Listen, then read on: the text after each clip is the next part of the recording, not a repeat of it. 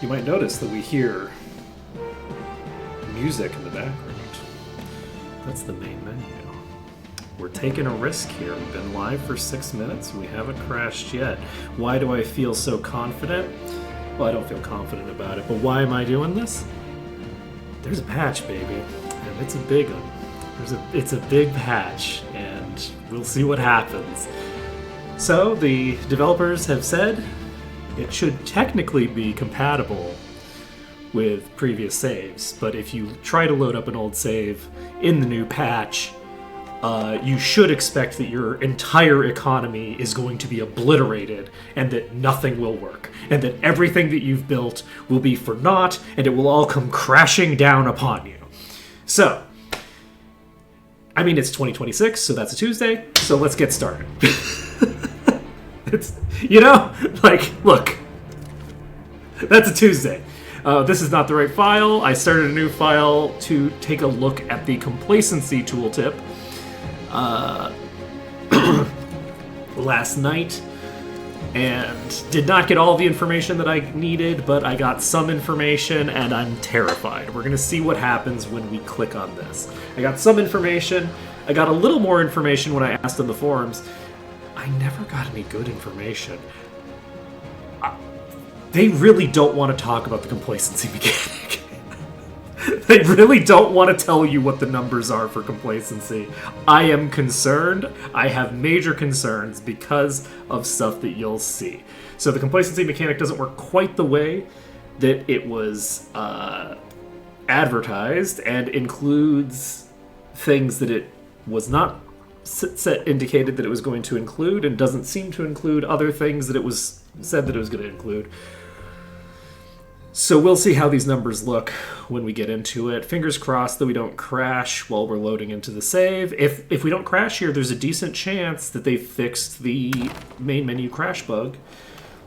We did, in fact, get into the game, and we seem to still be live, and the software has not crashed. So we have laws not codified. We have coinage laws that we need to do.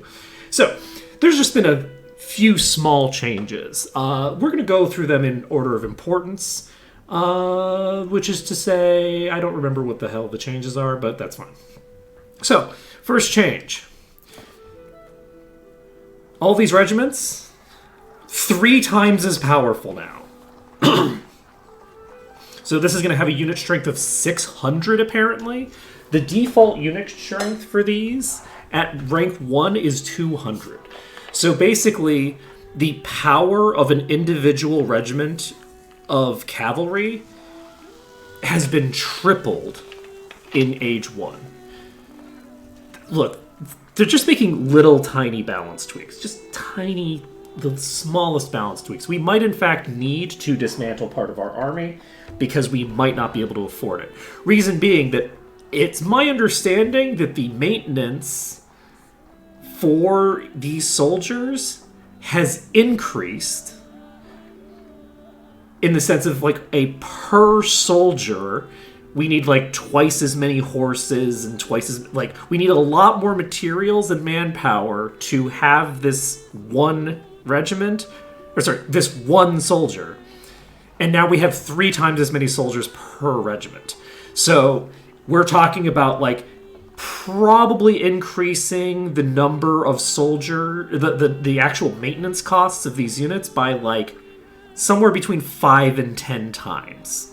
Like, I'm not, like, joking. Like, it's triple by default, and then you're adding a bunch of doubling and things like that to other things. My guess is it's closer to 5 than it is to 10. That would be my guess. But our economy is looking okay right now. We have an army maintenance of 214, which is not great for me. However, we are reinforcing our army. Wait, that's not just like... Yeah. So that's with us reinforcing the entire army. So I think that, like, what, doubles it or something like that? And they're currently drilling. They're drilling and reinforcing. So hopefully this is fine. It's possible that all of the other countries that have armies in my area are going to shatter their economies because they built all of these armies, like, and they just cannot maintain, you know, like, Khmer and Daviet are going to go from armies of like 30,000 to the same regiments being like 100,000 troops, right? So we'll see how it goes. Let's see. Next on our agenda, we have a possible religious thing. We don't need to worry about that. You know, this has not been as catastrophic as I was expecting. There's been some changes to the UI, I believe. I think the UI looks a bit different now. Yes, these look a bit different than they used to. We'll see if the performance is a bit improved as a result of this. Majapahit has annexed this. I didn't notice that happening. That's good to know. It took forever for them to get around to it. Let's see here. We are losing 3,000 manpower per month. So yeah. So, let's look at our complacency mechanic. I'm not actually doing these in any particular order in terms of importance. We're fine. We are absolutely fine. We do not need to worry about complacency. And in addition, we are going to be passively accumulating prestige.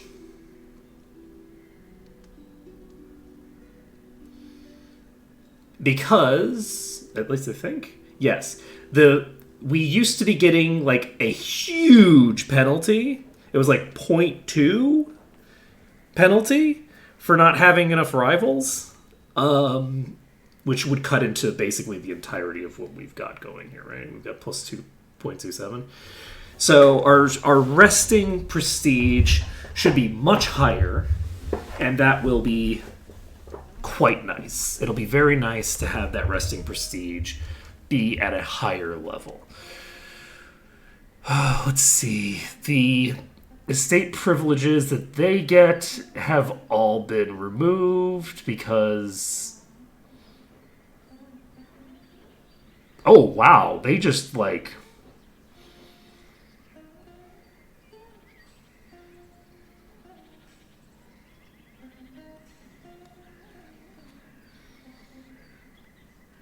These bonuses were not that great. Like, they were good, and they were basically free because the tribes don't have much estate power for most nations. But, like,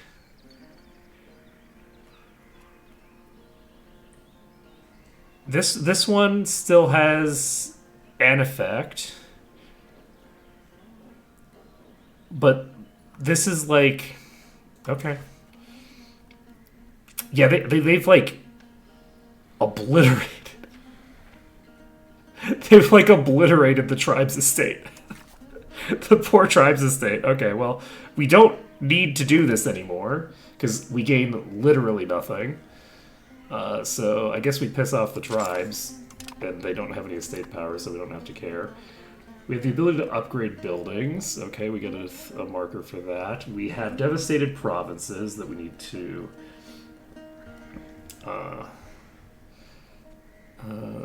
work on, potentially. But let's start doing our diplomacy stuff. No, let's not. Okay. Economically, the entire market has changed. Everything about trade has been changed. They've reworked the way that trade maintenance works. They've reweighted they've changed how heavy materials are. So basically, like, how much trade it takes to do things. Like, they've changed, like, everything. So, let's see. There's more slaves in this market than I would have expected. I'll need to make sure that I'm removing that stuff. Let's look at our coinage laws.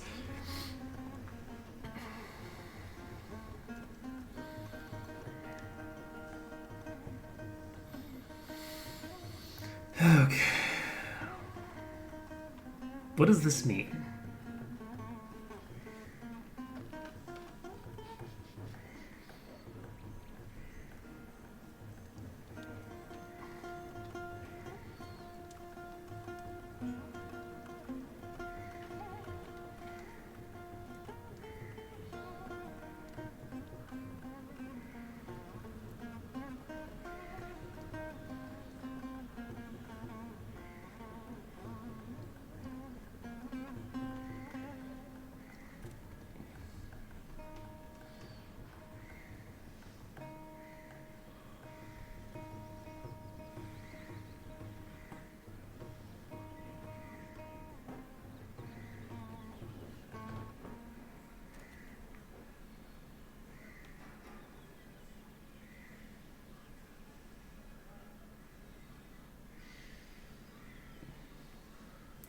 I don't understand.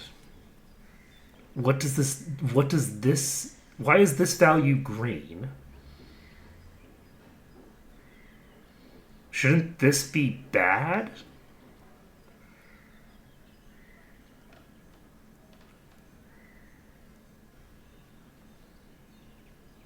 Like, this should be bad, right? Why is it green? Generally speaking, green modifiers are good in this. It's not just it goes up, so it's green. It's if like a thing increases your war. See, war exhaustion minus 0.12 is green, and red is if war exhaustion is increasing. So I feel like I should be doing gold because we have gold. I'm gonna do this. I don't know if this is gonna cause a problem for me or not. I have no idea. The minting process doesn't. I don't know anything about how that works behind the scenes. We're not gonna worry about it. Maybe I just made a mistake. Maybe I didn't. Who knows? So we have a bunch of current trades that don't actually exist. Because everything needs to be rewritten. So I think that maybe we need to reclaim all of our trade capacity and then wait a day and move it. Because all of these numbers are incorrect. We're going to be working off of a completely new thing. So one of the things that I was worried about was average control in country as a modifier. I was concerned that that modifier would be, because I have so many places that are overseas that just have like garbage, I was worried that that was going to cause a problem for me. It looks like it's fine. And it's probably fine. I want to check. I need to look at our production. And is it... It's got to be a noble building, right? Local governor, naval governor.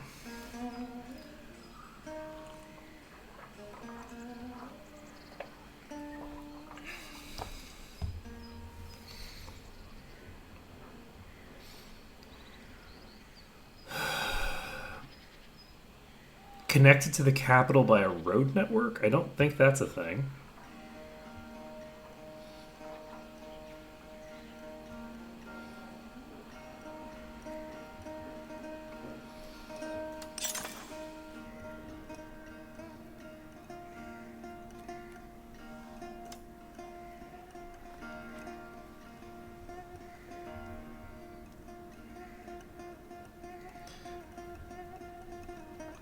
How do I see the actual requirements to build it?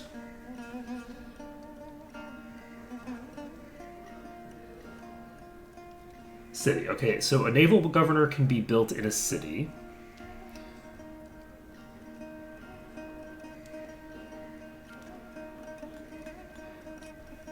It's not... Because I'm not in the right market. Okay, right. So if I build this here, it's a source of 80% thinger. It's fairly cheap to build, honestly. I need to get cities in every market, it looks like. I don't think I have any cities outside of this market.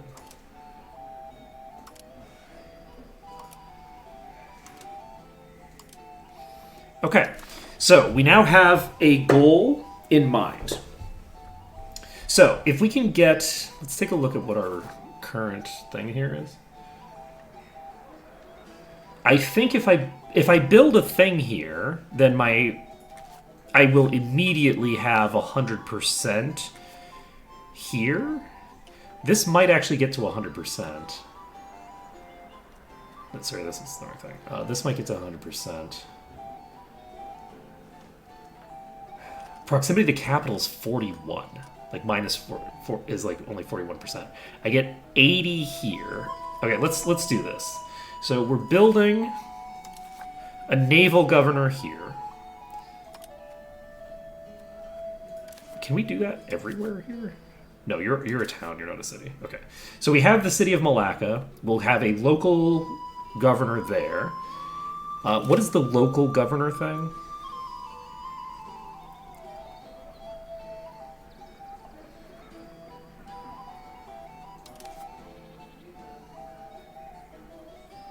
What's this?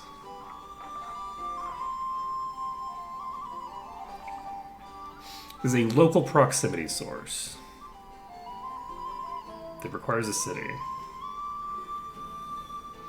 So does this need... I think this one...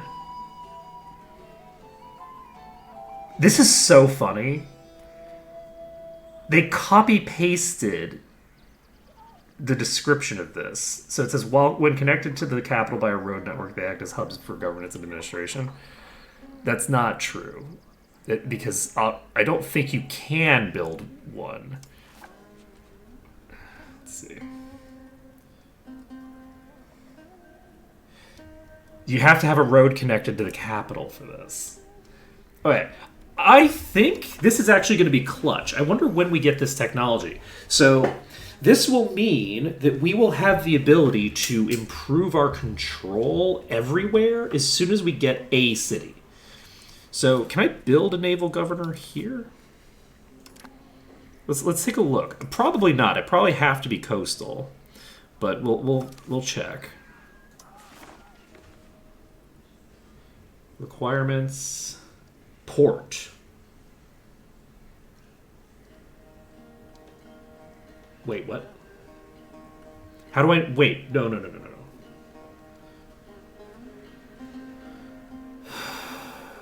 I need to have less than one to be able to do this, so never mind. Never mind. Cancel this construction, please. Because we are going to need to make that construction somewhere else. Also, we can apparently click on the close.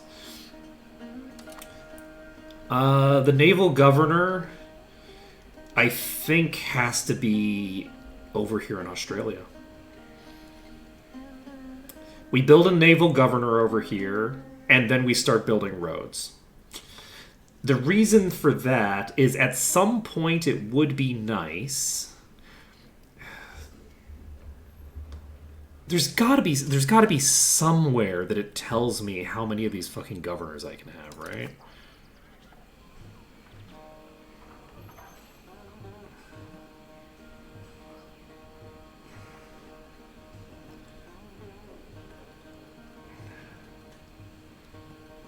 This is an Age of Traditions thing, so...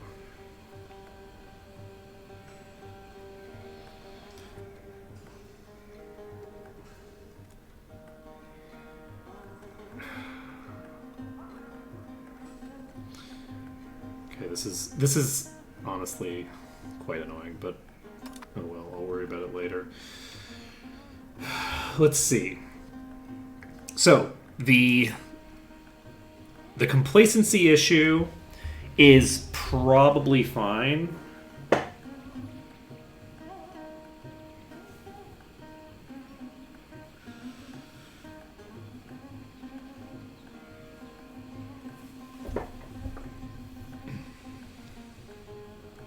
Okay, so complacency only happens...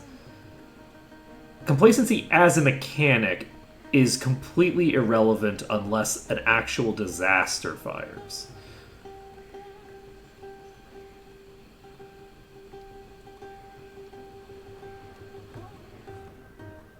We haven't had...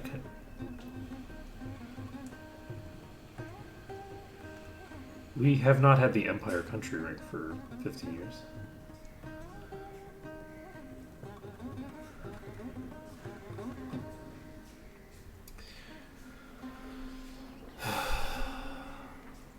So what do we get out of forming a kingdom?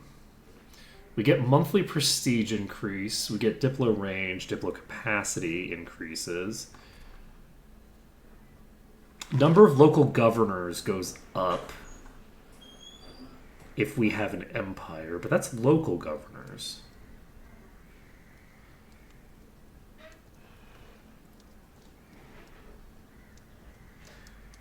Local governors. This gives us an extra cabinet seat, which is very strong. I have a suspicion.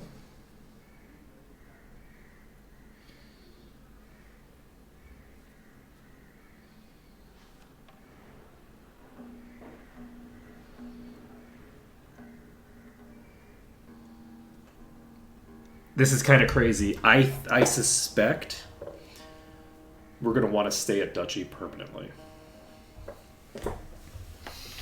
I don't think there's any reason why we would want to move into Kingdom, because there's just no reason to interact with the complacency mechanic if we can avoid it.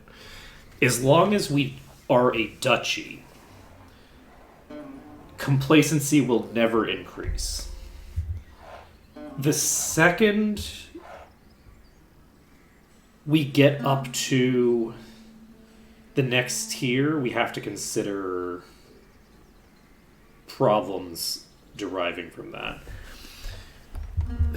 Do I have a modifier somewhere that tells me how any of this? I don't think I do. I don't think that they thought this through well enough for that to be the case.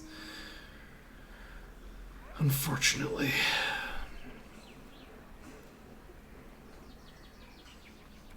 My conciliatory is not that high right now. Let's see.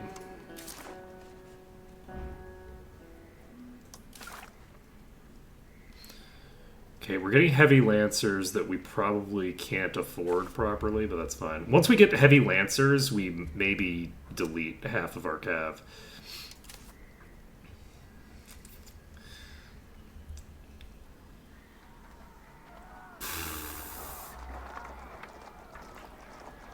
So the 15 lancers maintenance is allegedly only 15. And the reinforce and repair is 184. We might actually become like one of the strongest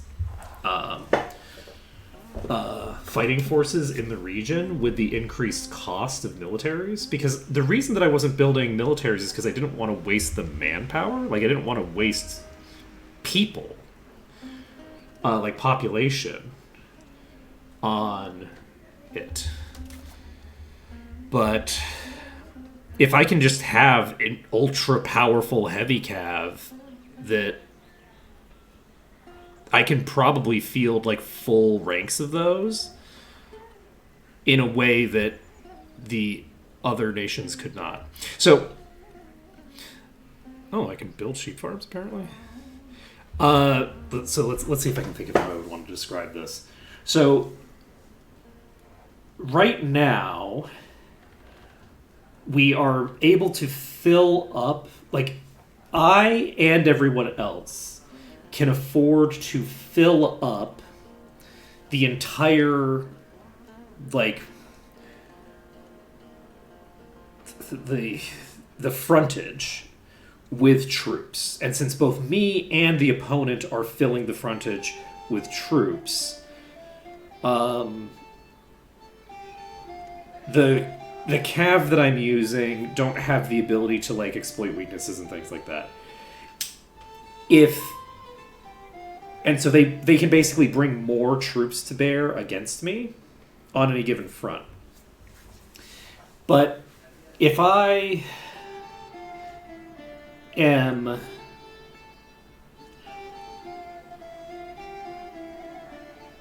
if I'm making a lot more money relative to other things, then, because there's also an increase in the manpower cost of everything, right? But, like, I'm using the most manpower efficient unit per damage dealt, which is heavy cav. So interestingly enough, there was a point where I was pretty sure the heavy cav were going to need to get basically removed and replaced with something else. But we are now at the top of this ledger. We can see ourselves at the top of the income bracket. So that's pretty cool. Peñas is still ahead of us. Not by much. Khmer is honestly not that far ahead of us. Wu is a little ahead of us. Wu is a little bit ahead, but we'll see how things go. Do we want to wait a day so that we can do things?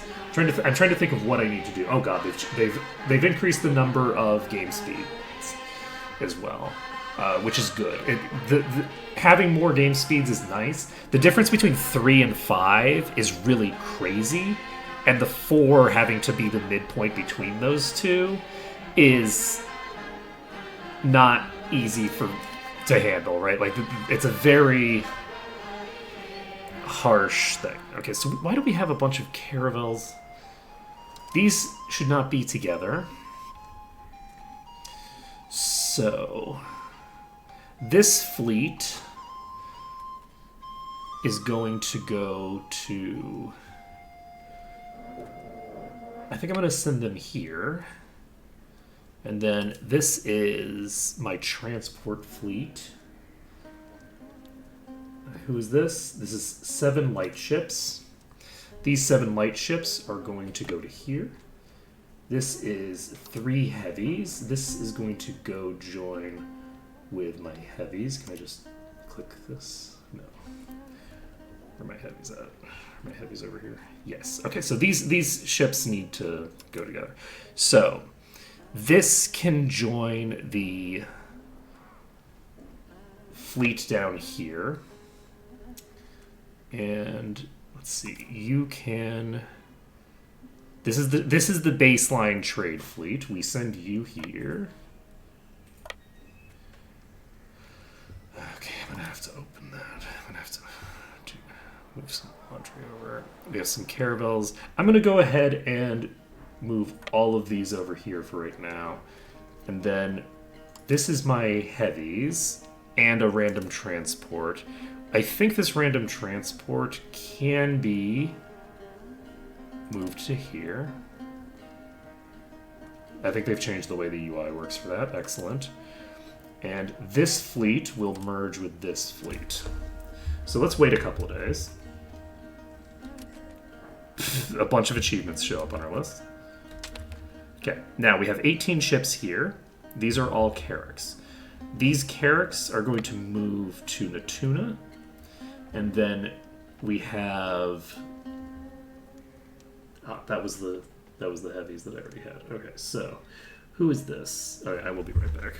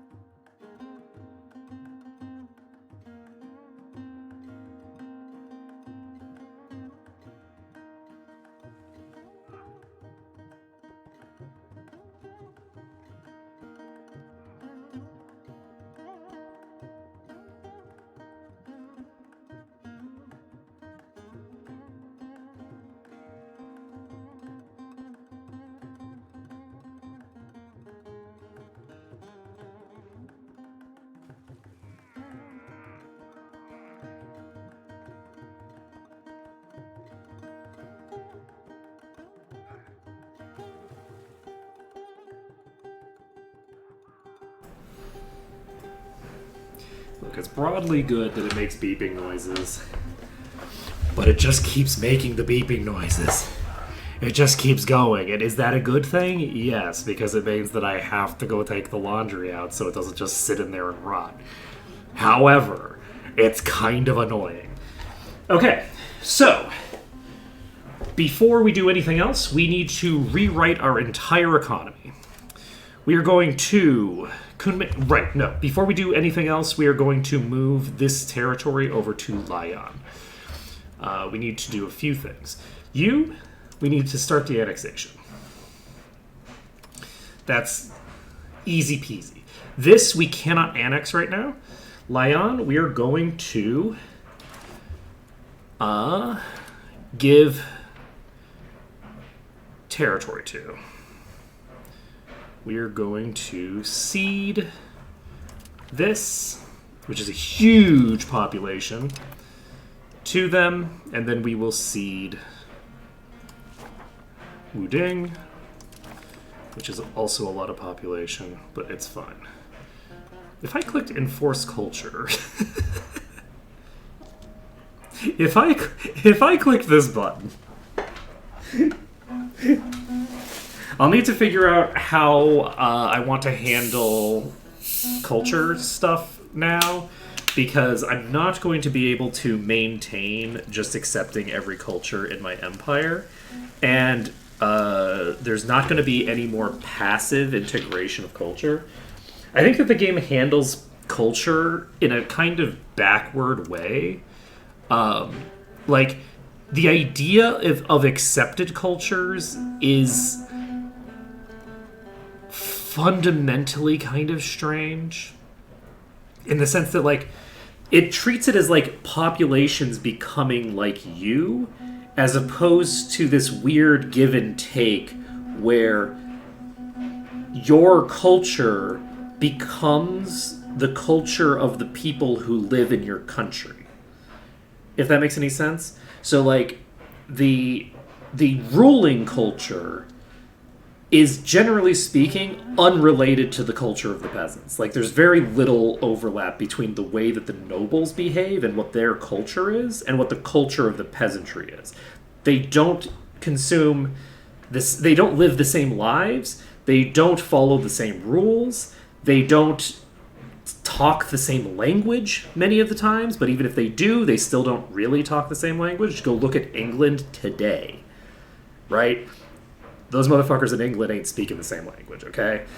What is the Queen's English versus, like, what everybody speaks in London, right? Which is to say, everybody's speaking a different dialect in London.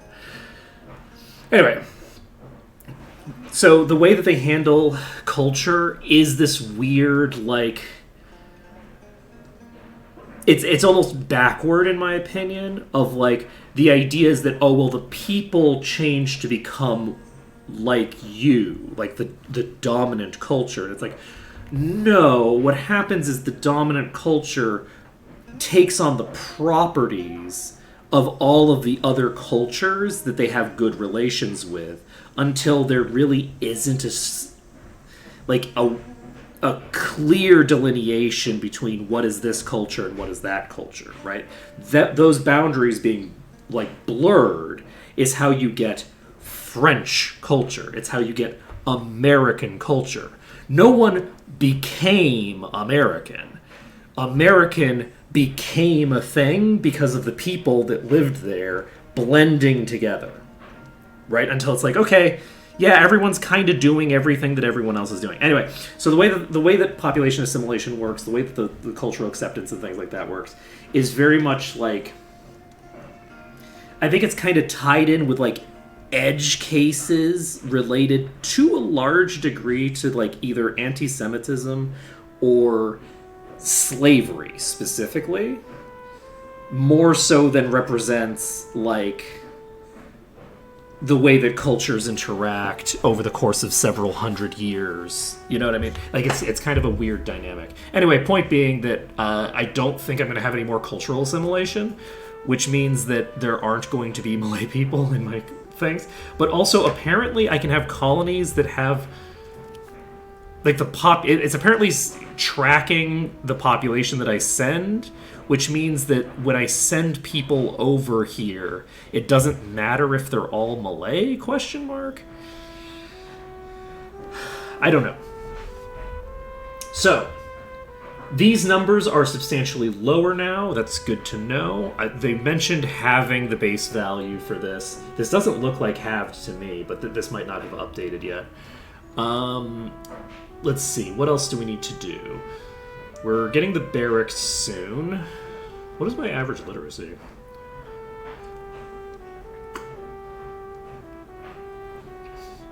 %37 doesn't seem that bad. Let's see here. We need to get Saribas upgraded, or maybe not. Maybe we do have to do Santabong. There's also been a change to the way the food production works, where cities no longer have reduced food production. Can I upgrade this without 30,000? I don't think so, right? I can't do it without 30,000 people in this location. So that's a concern. I might need to just double upgrade Santabong and have Santabong be the seat here. This provincial food is only +5, though. Because Santabong itself is providing so much. I don't know. Like, we're not... Wait. Wow, you have a net negative, even though you've maxed out your food RGO. That's crazy. Okay. Right, so we've started arranging these. Everybody is mostly moving. Who is this? Okay, this needs to be renamed. This navy is Bangkalan Antifish. Boom. Nailed it. So that's done. I think we can handle changing up our economy stuff now. We're now going to have more rebels to deal with as well, at least for some time. I don't know where I want to put... No. We need to put this down here somewhere, which means that we need to get a city. We need a city. That means we need 30,000 people in one of these places. That's going to be crazy. Like, getting a city built up down here is an intense requirement. Is there something else I can do to give me access to more of those? I really wish that there was any documentation. The fact that the complete lack of documentation in the patch notes is absolutely crazy to me. Like, there's nothing in the UI that tells me how many local governors I can have until, like, I try to build one when I can't, but even then it doesn't tell me why. Like, I don't know what the maximum is based off of. Because if I could get 2 naval governors, I could get 1 deposited over here somewhere, probably on Madagascar itself, and I could get 1 on Australia, and we can keep this fiefdom up here doing its thing, and everything's great. But I don't know. We're gonna have to just see. So we've run out of supply for cloves or whatever alleged nonsense. What I think we want to do is remove every trade that we have.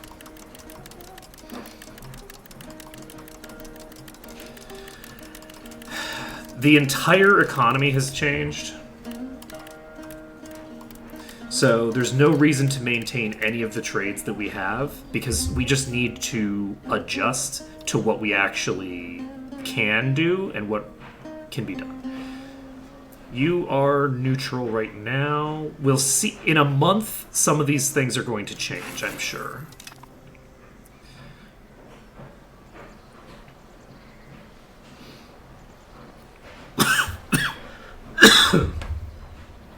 Because right now, there's a bunch of trades that are going on that are there.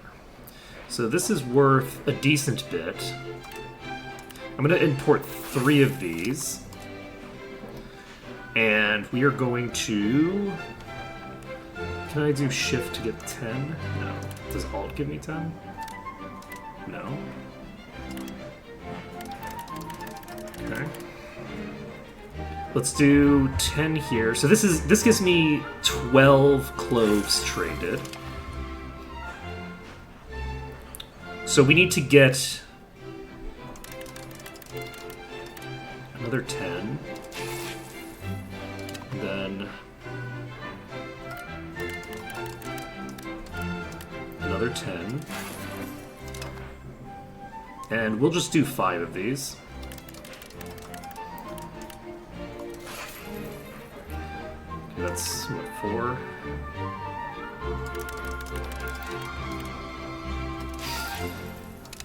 Okay, so I don't think we'll have quite enough to do all of this, but that is the baseline expectation here.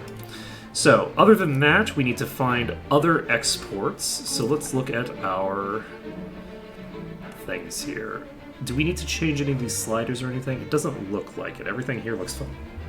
Looks fine. Let's see.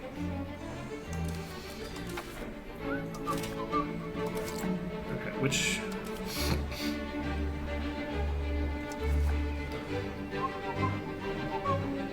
So, we're going to go to goods. And what are the things that we know? Let's sort by good balance. We have a lot of excess books.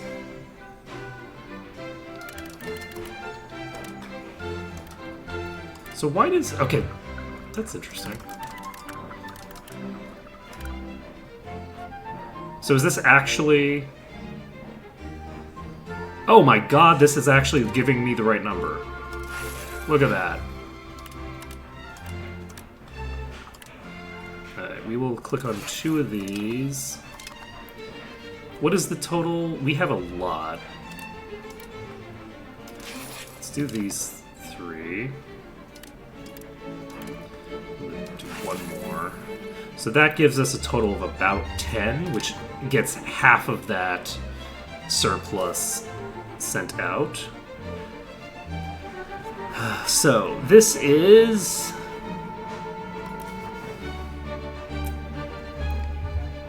a reasonably valuable material, but not crazy valuable. We'll send a couple of these out. It'll be super interesting to see if the AI starts actually handling the their economy better now.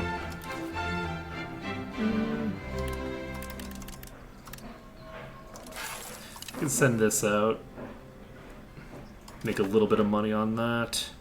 What is this? This is tin. Try exporting tin. Not valuable. Try exporting some dyes.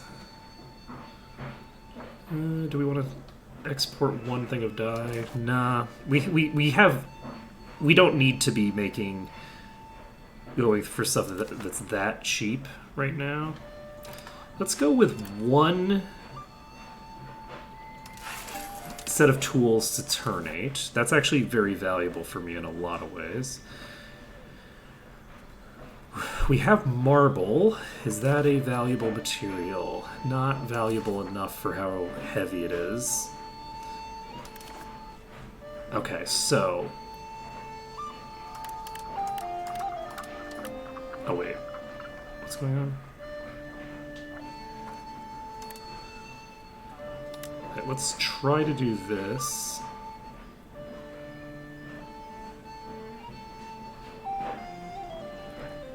Right, we are exporting lacquerware. Let's export 3 to 4 lacquerware. And then let's try to import lacquerware manually. You can apparently make some good profit here if we can actually do it, but we probably can't do it. What is your...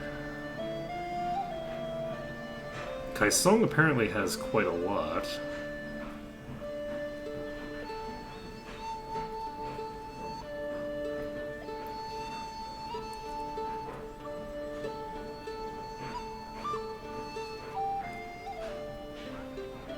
Okay, we'll see how that goes. Let's do this as well. With the idea being that for every piece of lacquerware that we import, we can export some. So we have 16-ish outgoing now. Gold is about even. We don't necessarily need to be exporting that. It would be nice to import some iron. Where's my iron at? Oh, right. We probably need to export some of this, right? Everybody's exporting jewelry. Holy shit. Okay, so we should be able to export a bunch of this ourselves if there's this much of an export market already.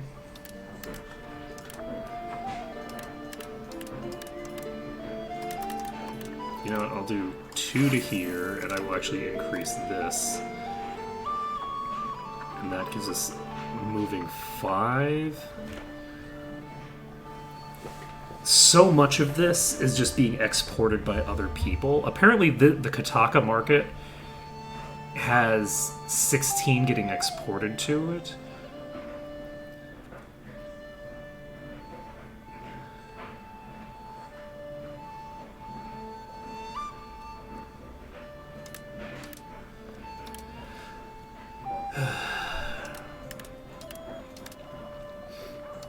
I'm actually going to bump this up to 10 because the most of our jewelry is just getting exported, so there's no reason for me to worry about it too much. I'd love to import some horses, but it doesn't look like that's going to happen.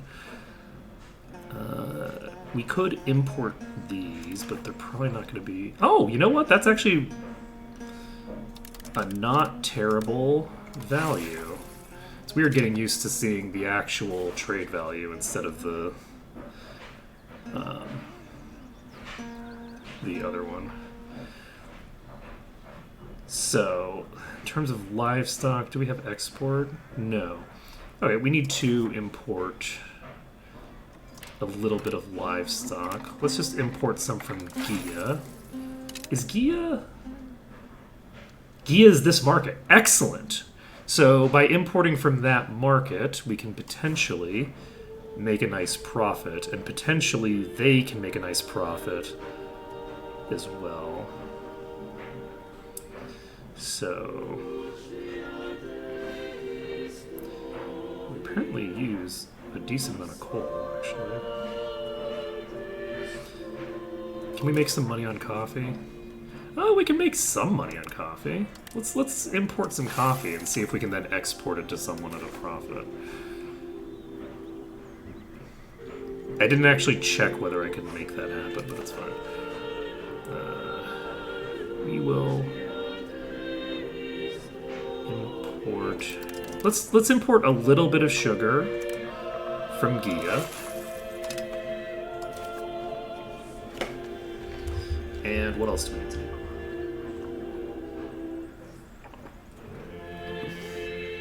We have silk that we can potentially export. Alright, so exporting tar is not really that interesting.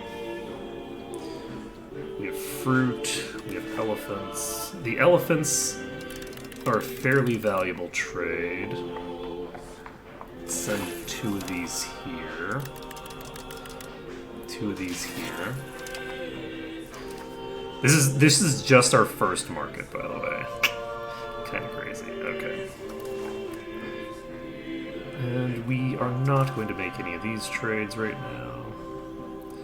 Do we need to trade you out? We could actually make a decent bit of money on this. Let's do this.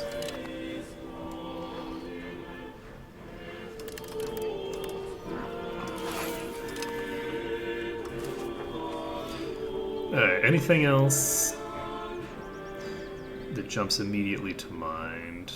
How much more market share do we have? 4.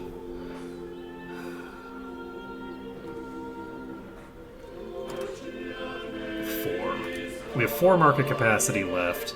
I guess I might as well use it to do something. Do I have something I would like to import? We could try some more of the lacquerware. Because I don't think we have a ton in our market. And it would be nice to do.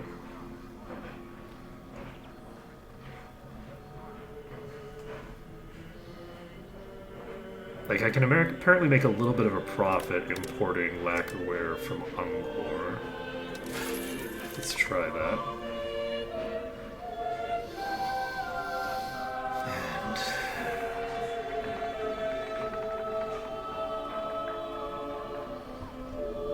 where's the...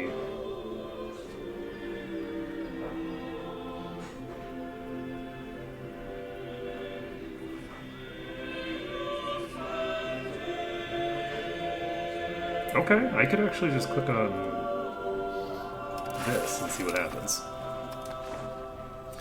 Okay. So, we are allegedly losing money now. Which is interesting because it seems to have just recalculated things at some point. So, Akita. What trades do we have? We have a market capacity of 0.2.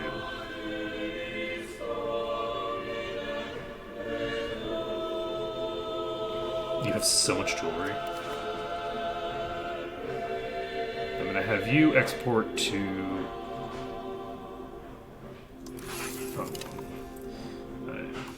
Kozhikode. Trades. Should I just let... I'm gonna let... This is basically nothing. I'll let this be automated. Manila. Market balance of negative 48. So let's look at what Manila's going to do. Manila has a trade capacity of 7.48. Manila is Philippines, right? Yes. So we could export rice.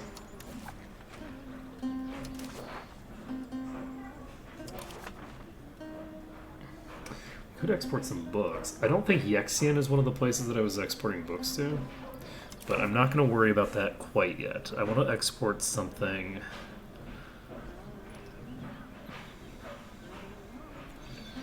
more interesting. Yeah, I guess we don't have much of a good surplus for most things, so I could try to do this. You click this button, get some gems over to Gia. Then, you know, anything that I can export to Gia is actually very useful to me.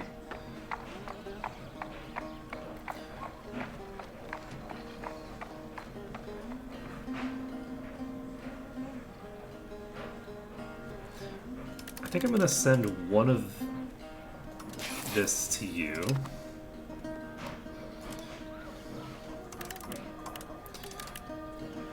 And we'll send a little bit to you.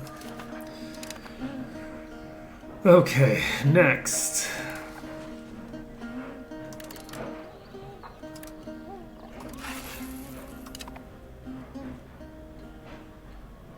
Do we have... We have enough to actually do this. Hey, Giant Riders, how's it going?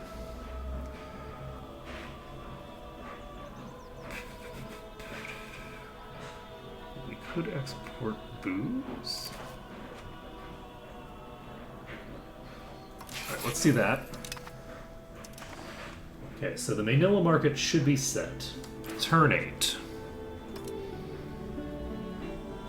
Let's depopulate all these trades.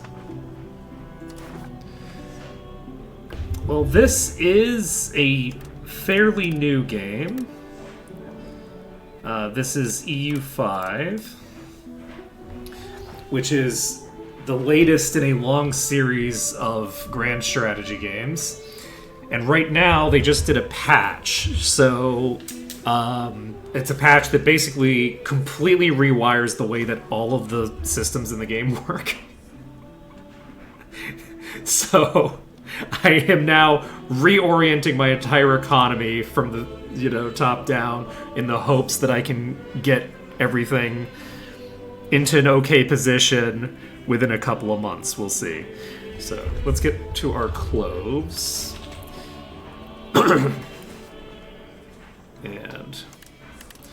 Let's just do this, this, this, and not worry about it. Yeah, it's fairly technical. There's a lot going on. It's one of those games where, for right now, it's a complicated game, but none of the systems are very well fleshed out yet. So it's like a mixture of like, okay, is this not working because I'm doing something wrong, or is this not working because this mechanic doesn't work the way you would expect it to work? Which is, a thing for all the stuff. Let's look at Turn 8 again. We want to see how many cloves we actually need to bring out of this market. What is the expected import that we're doing here?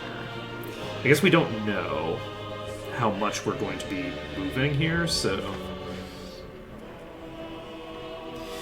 Yeah, there's a lot of stuff that is currently a little bit broken. But that being said, some of the stuff that was, like, kind of broken might not be anywhere near as broken anymore. We'll just have to see. It's interesting that apparently Tomasek has cheaper cloves than Turn 8 does. That's kind of crazy, right? No, it's probably just that I'm moving more because it's the market's closer. Don't mind me. Selenbao. We are going to look at... Let's look at tools. We have a tiny surplus, but not much of one. Okay, so obviously we need the gold to be exported. We have... let's see.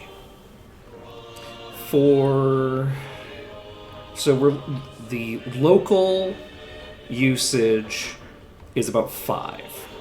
So we need like about 55 supplies worth to go out. So let's see if we can make that happen. This is allegedly going to be... This is export, right? Yes. Do we already wait, do we already have this? Why is this... No. Okay. So... We're getting about triple for this. So, with that being the case... Wow, this price is way lower.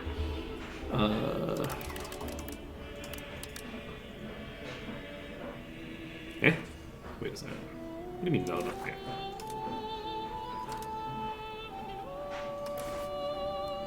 Okay, game's confused. Don't worry about it. We click this button. And then it says manual trade capacity of 0.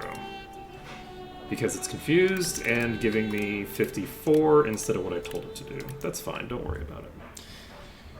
That's fine. Okay, so...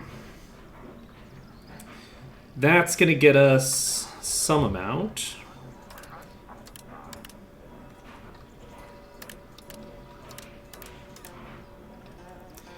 Okay, we can do 10 here. We can do 10 here. And then... You know what, I'm just going to pump all of my trade value into this for now. These are all over 10, or 10 or higher, rather. So Selenbao. Because I think gold is just heavier now. So we'll see.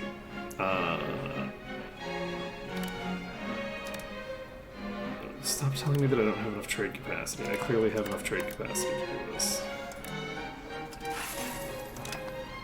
Okay, UI is confused. We're not going to worry about it.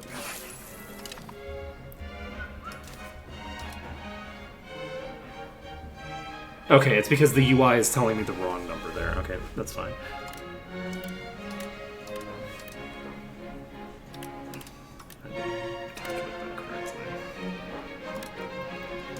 Alright. So, All of the Sellenbaugh stuff is just going to be exporting gold. We are not going to have enough gold to export all of that gold. I'm calling that right now, but we're going to make the attempt anyway. Let's just get rid of these. We will basically...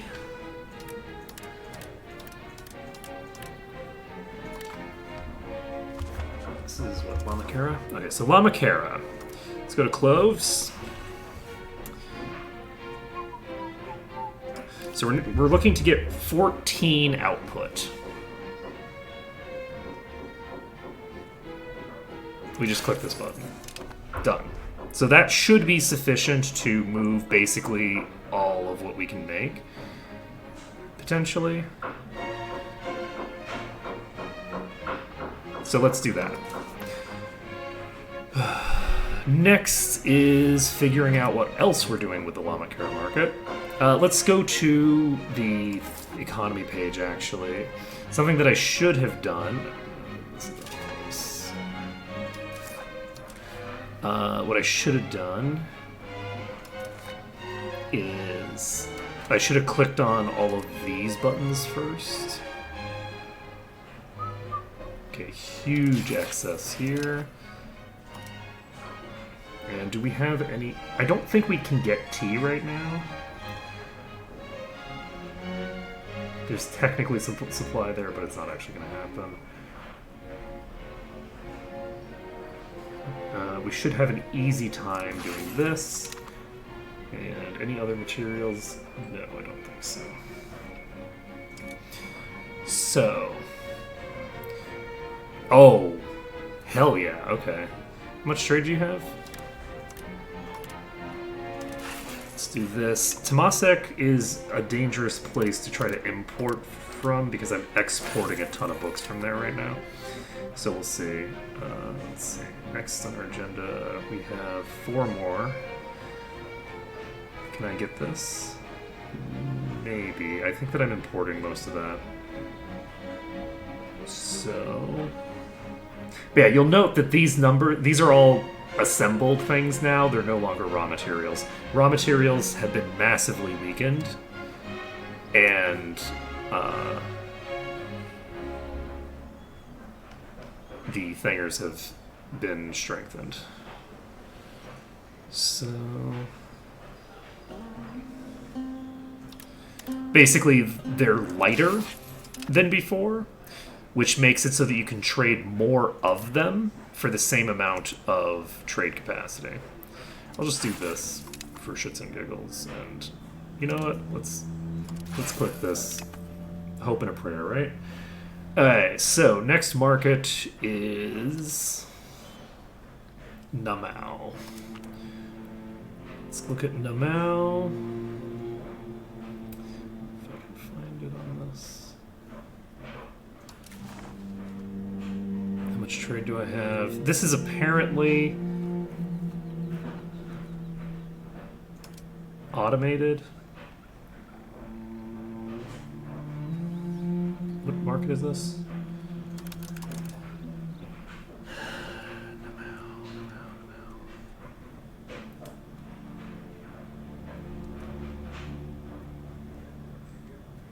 Where the hell is this?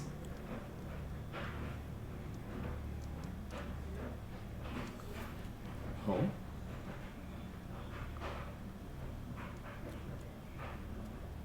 Oh, right, yes, this is this new market that I just created. Okay, gotcha.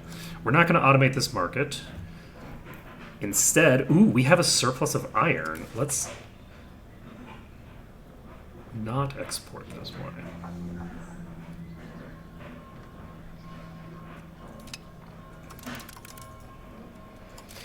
Because it thinks that I'm...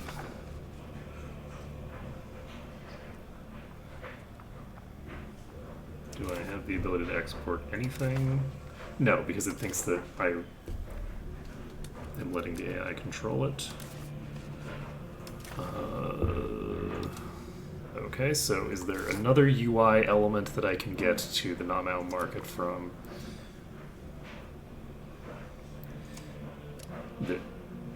No.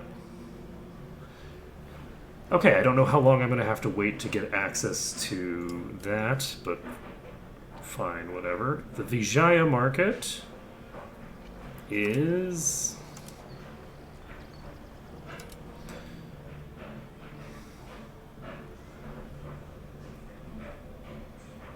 That is so much money, holy shit.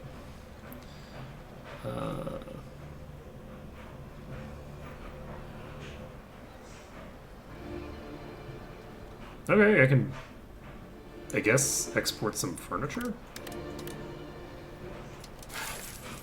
Seems like a reasonable thing to do.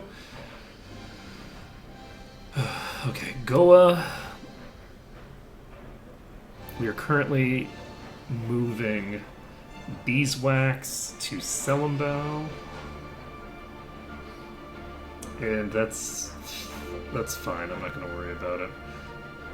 Akita, I don't have basically anything there. Don't have anything there, don't have anything there.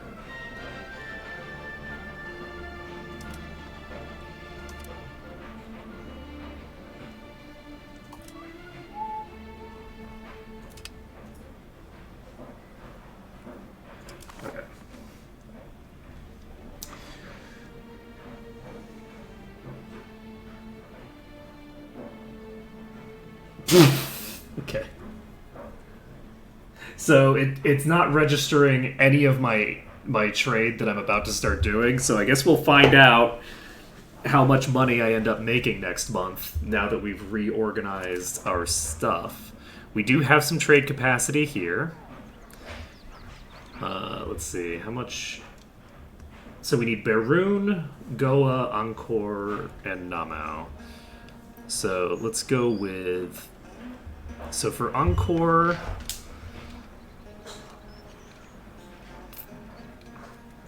I guess... Let's just move elephants from Angkor.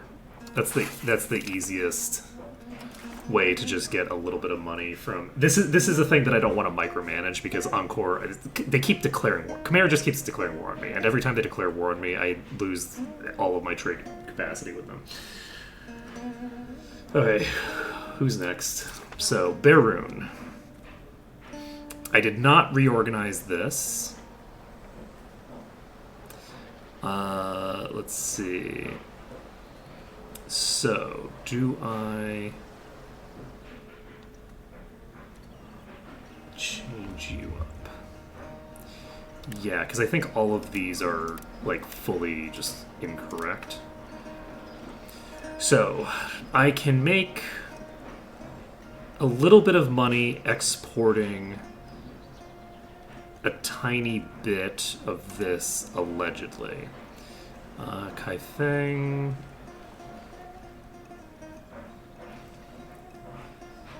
Hangzhou. Akita. Beiping.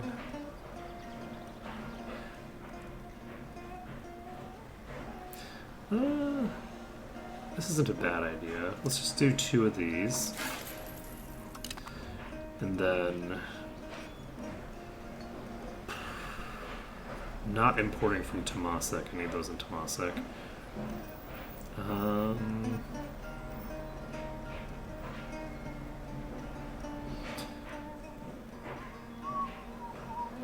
I can export book... no, I can export this to Baghdad, apparently. And this doesn't move as much lacquerware, so it's maybe more efficient because I won't be moving as much of the material, but I'll be getting the same money, so I can basically potentially get more out of it this way. I'm going to go ahead and just click on this button. I'm not anticipating great things out of this. Okay. So, Goa is doing their business. How do we feel about...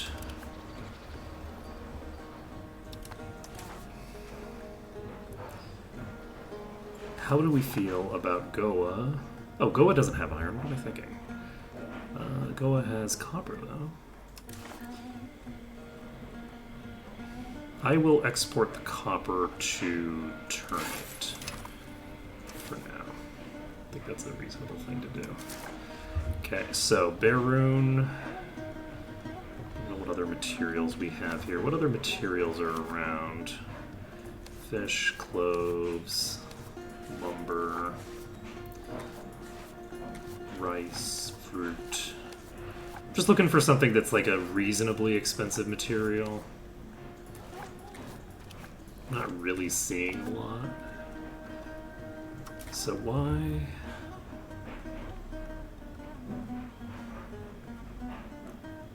Okay.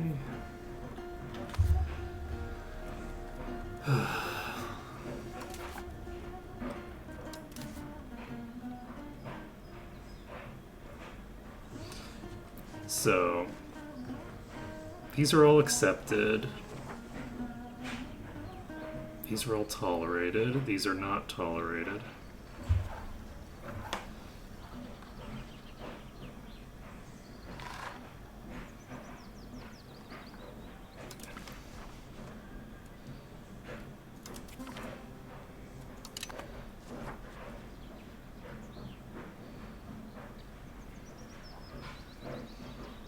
Okay, so that's interesting. I can spend prestige to improve our opinion of a culture. Okay, that's interesting. Sure. Okay. So are we done with our economy? Are we done with everything we need to do right now? We might actually be. We can't do anything with Namao for right now because it just the UI refuses to update.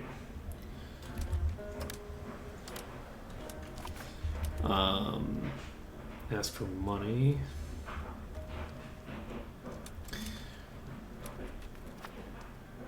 Okay, I think we go to 5.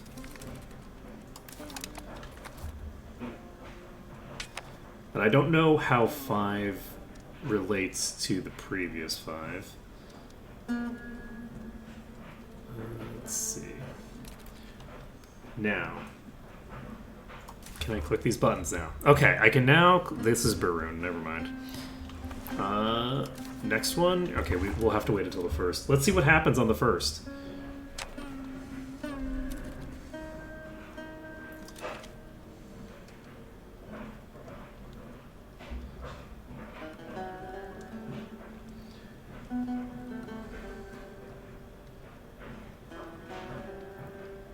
What happens if we don't? If we decline, does that give them like a casus belli or anything? Okay, so they've created a new market here, which is interesting. I really hope I didn't just give them a free casus belli accidentally. Nanchang is getting invaded by Wu now. Okay, let's find out. Oh, there's a bunch of new markets being built. I wonder if this is an improve.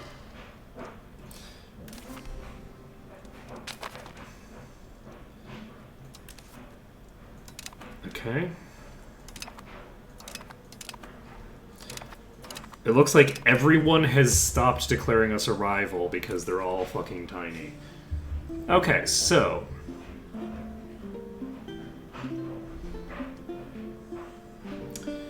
we've hit the first. The game thinks that we're losing money. We didn't just take out a loan, did we?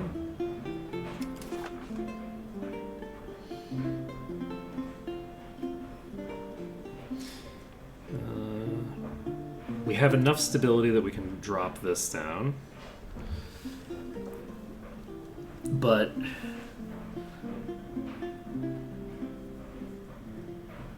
last month we had less money than we have now, and we're not in debt.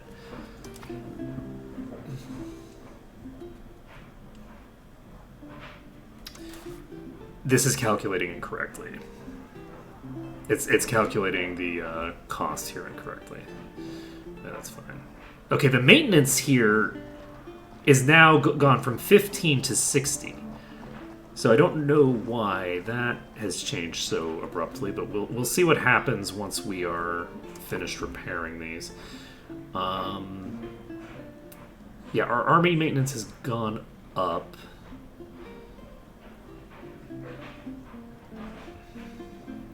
But I do not know why that all... Wait, no shot. Did all of these trades just work fine and I don't need to make any massive adjustments? Also, am I making massively more money in Temasek now? I think I'm making way more money now than I was. My income has actually increased this patch by a fairly considerable margin. So that's great. Let's see here. How is this going? We're importing from Kaison? I don't know how to pronounce this. How is this going?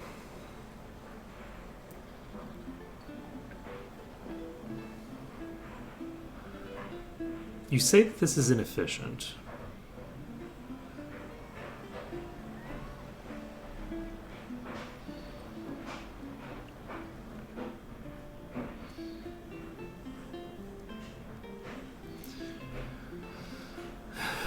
Okay, I'm not sure how this all works, but that's fine. Let's see. Okay, we do have 2 unprofitable trades, apparently.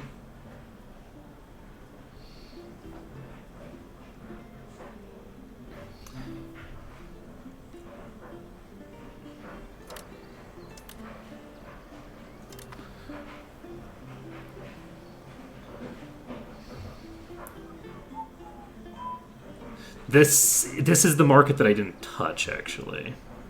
I didn't touch Surabaya, I don't think. I just left it alone. We can apparently click this button. I don't think it's going to work, but we can allegedly make that happen. Let's double-click this. This is going to tell us next month, you can't do that, but you don't have anywhere near enough market share to move that product. And they'll say, yeah, that checks out. That seems fair.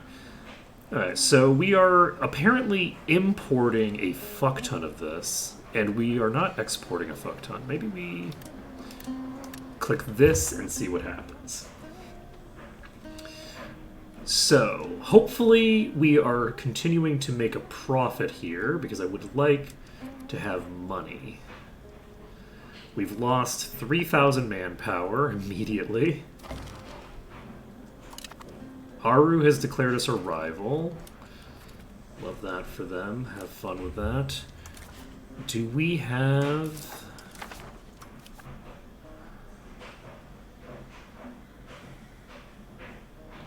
Okay. Because I believe there was supposed to be... Pahang has declared us a rival, huh? I don't feel like you're big enough that you should be able to. Like, sure, what? You know what? This is actually very on brand for Malaysia. I am not gonna lie. Malaysia is in real life a larger country and a more populous country. But in terms of, like, its regional potency and power, I would not say it's top tier. Alright, we have a decent number of random ships here, and I think that this is a fine thing to do. We are going to select an objective, patrol the seas, and let's just click on the Indonesian coast and Southeast Asian coasts. Do we need all of Southeast Asian coasts? Yeah, we'll just do that. We don't need these. These are not in my market, so I don't need to worry about those. Okay, I think we do this.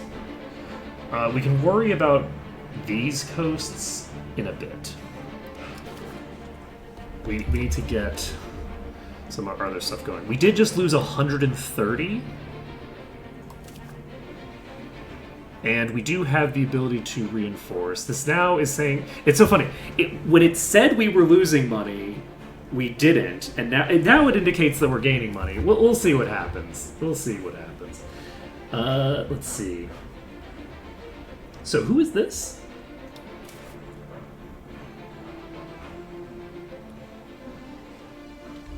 Who the hell are you? Where did I get you?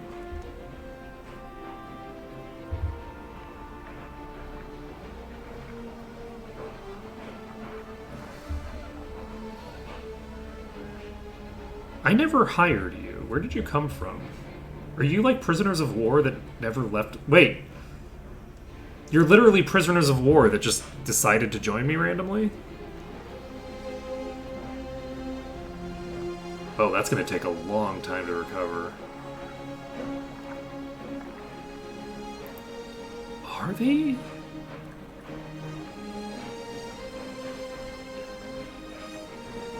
Okay. Gotcha.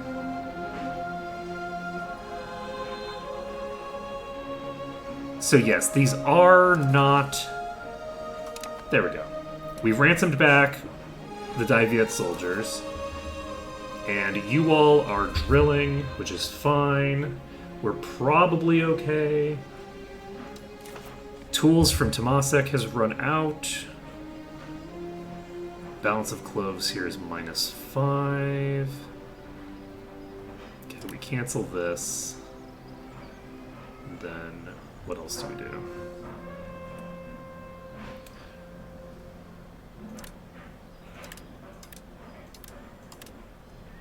Oh god, I can't... This doesn't update? Okay. Well, shit. This no longer updates the way that I would expect it to, so we might have some problems here. So Jinjiang, let's just put those back where they were. Just click the Jinjiang button 5 times.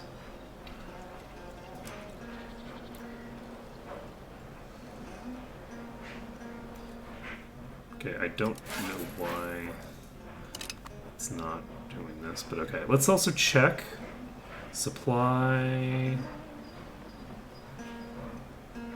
Okay, we could do this, allegedly.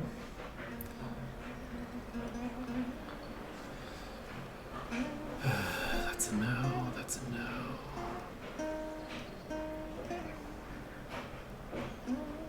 I have a suspicion that the demand for lacquerware is going to skyrocket.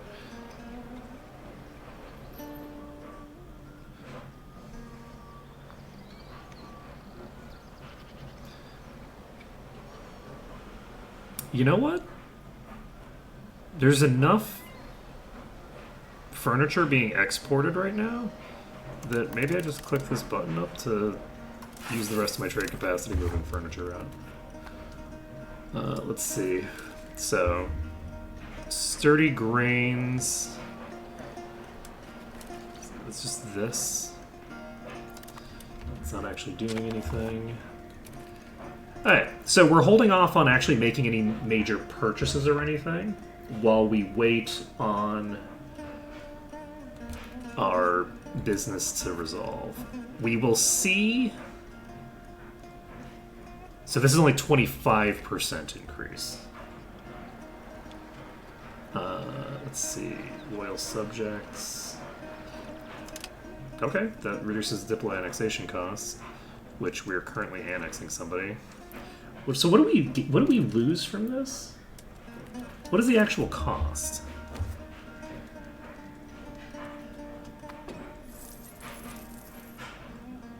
I don't know. Unfortunately, we have some inflation. Don't love that for me.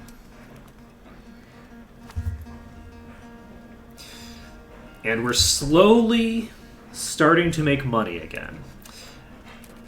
With 9,600 troops. Are we holding on to 9,600 troops? What is the maintenance? Maintenance for this is 145. But this is a really scary army now. And you might say, well, sure, maybe it's a scary army now, but isn't everybody else's army getting just as scary? It, arguably, yes, but no, because nobody else is as oriented toward money as I am. Like, I have a much larger budget than I have manpower. So, my assumption is that the other nations are going to really struggle to maintain an army like this. Now, with that being the case, we could upgrade these to the next tier very shortly, which might and might not be worth it. So, how are we going to handle our finances? Our Diplo spending is huge now. Naval maintenance is not that high.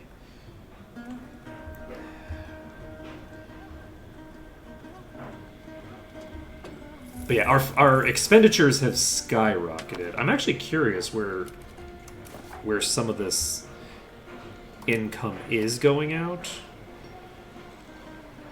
because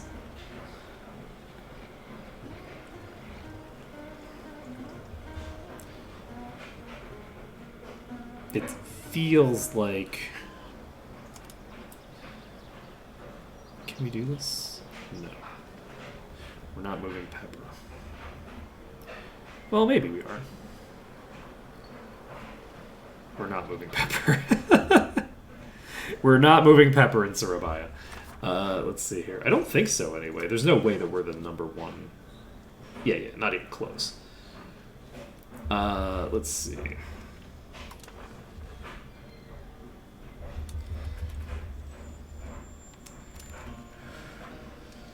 So, how is our maritime presence going up? That is going up by... Wow, our maritime presence really went down a lot.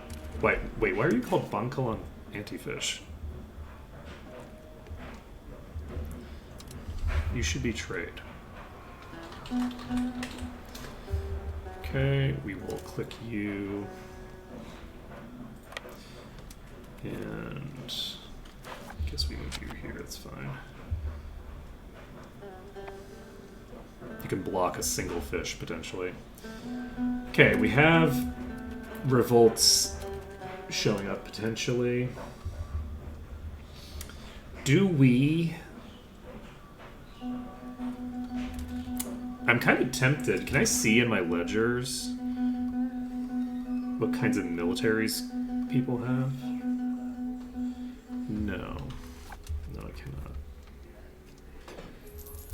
Getting the ledger information on enemy militaries is always fun. We are allegedly making money. Okay, we're not going to be able to do that anymore. This does seem like a thing that's going to happen. Sure doesn't. Any other imports you think I should do?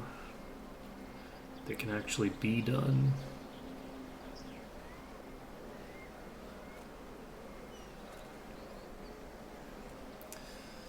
Yeah, the lacquerware demand has skyrocketed.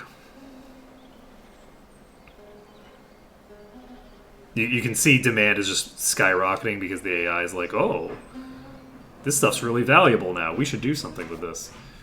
Are you just gonna keep beeping at me? Okay, I need to go move the laundry again. I'm sorry. Again, it's good that it beeps, but it's also bad that it beeps.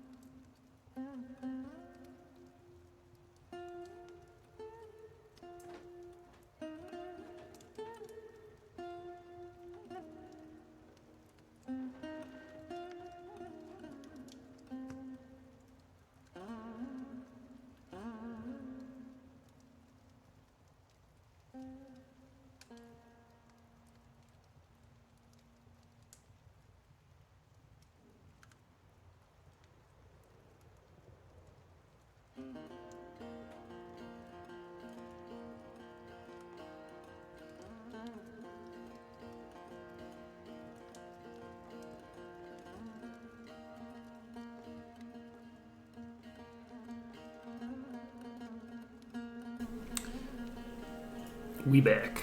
Okay, all the laundry shit is done. I've peed, I've done all the things that need to be done. We're fine. No more breaks. Oh shit, I need to... I got you for a second. Alright. Let's see. We've got this trade fleet here getting control back up to where it needs to be. Once our maritime presence gets capped out, that'll be very helpful for us. What else do we need to do?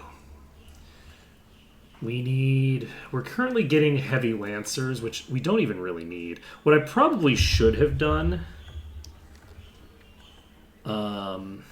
is there advantage to going toward mercantilism right now? It reduces trade efficiency. Let's do this. I would love to increase my trade efficiency by quite a lot. I do benefit from a degree of thinger here. All right, let's figure out how we're going to handle our colonial situation.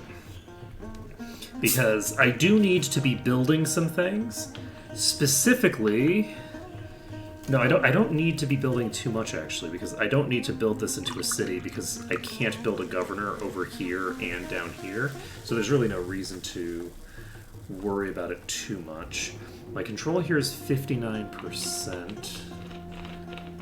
I need to get a governor down here if possible. I have also established that there is a benefit to having an increase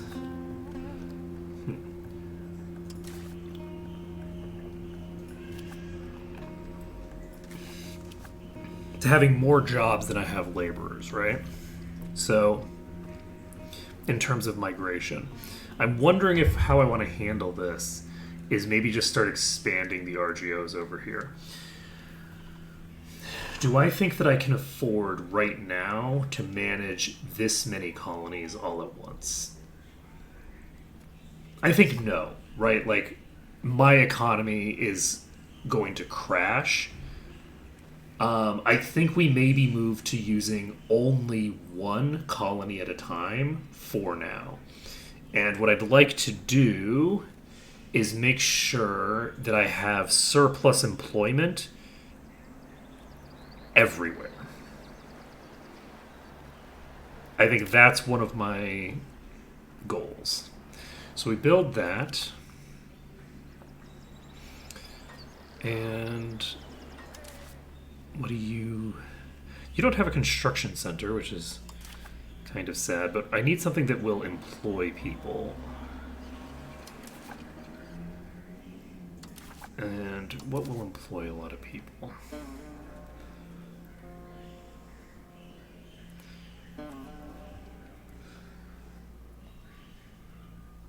Okay, so this gives me a lot of different stuff. Like, this gives me a lot more information than it used to. I'm not sure that it's better information necessarily, but it's certainly more. I think we increase the granary.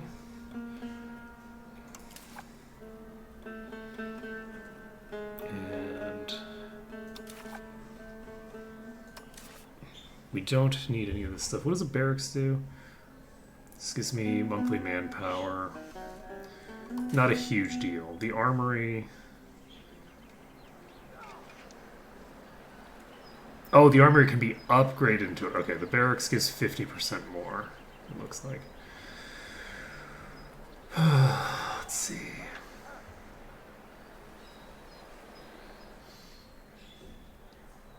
Let's just do the tool guild for right now. And then you already have surplus jobs. Actually, you know what? We'll add another printer shop too, because that employs a decent number of people.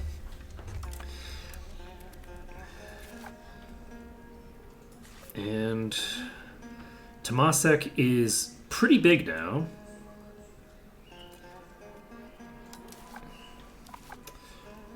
And what else do we need to do? Let's see.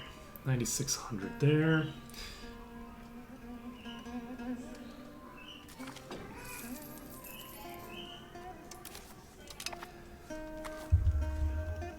They've also massively reduced the chance for estates to be useful by a lot. So it used to be like 33% chance plus half of their thinger, and it's been moved to like 1% per equilibrium above 50, which is pretty crazy. Let's see here. What do you want to do? Do I want to increase province control? Like here, maybe? I think I do. Let's do the increased province control over here. I should probably start deving up here again.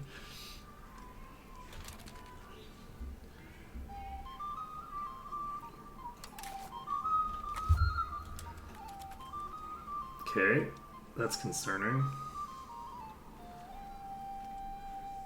Did they change something about the way this is handled that makes my life harder?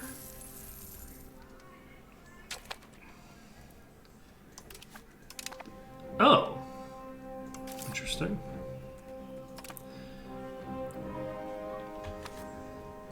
The Giga market is out of food,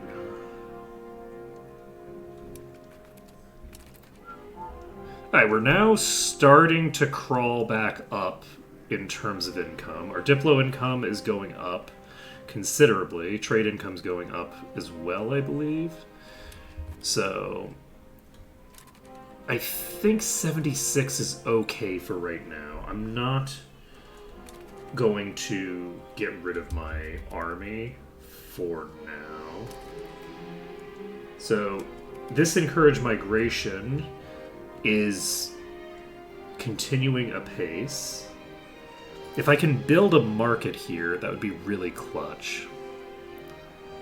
This only costs 500 to build a market here now. Wait, we can do it. We don't need to. Okay, excellent. We can actually get the market built. We just need the money. So we're just gonna wait on the money to build up a market there, and then after that, we can worry about other stuff. It looks like we have a pretty decent amount of population growth right now.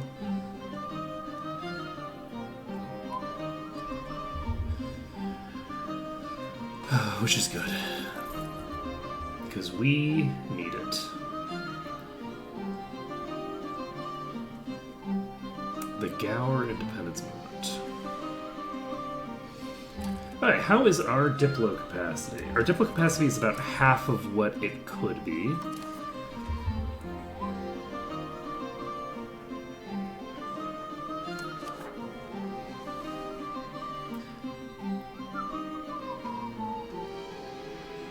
Okay, so this is... Who is Kushiro? Are you Kushiro? Yes, okay, so... Don't need to do that with you or you. This is minus 219, so that's not happening. Lyon is the fairly small nation on the border over there. I guess we'll see. This is going to substantially increase the amount of gold that we start accumulating, which is good and also not good. It's a mix. Now, we will be sitting on 100 naval control here soon. You know, they've declared war on Ayutthaya. Okay. So, I was curious about this. I wasn't sure if my newfound military would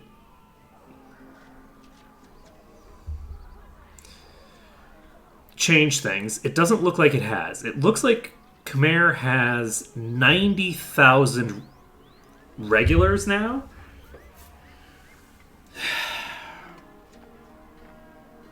I don't know how on earth they're affording these. If they in fact are. They may not be affording these. I don't know how they're affording this many. This seems like a lot to be able to afford. Khmer has... Oh, never mind. Their income has, like, more than doubled.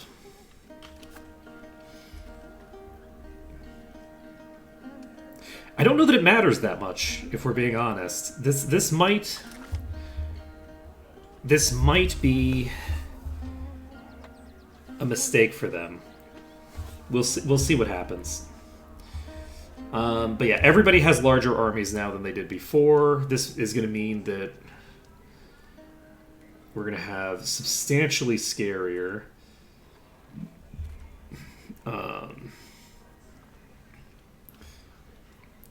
wars to deal with in some ways. This fleet here, I need to take 3 of the heavies out of it.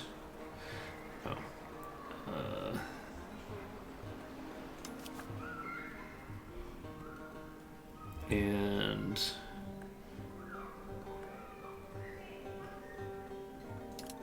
we can go ahead and do this, and then we can go to back.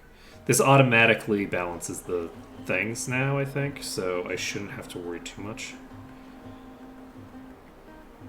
I don't know if the combined arms value is beneficial enough. Like, I could potentially get, like, a mix of galleys and carracks.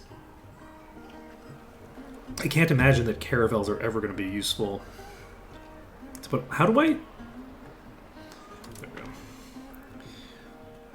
1, 2, 3. Select this.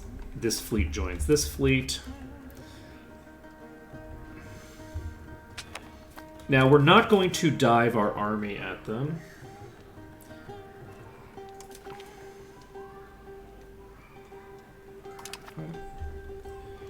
I'll accept that. Oh, is Lyon not a Scutich? I thought I had you as a Scutich. Are you not a Scutich? You are a Scutich. Why are you at war? Who are you at war with?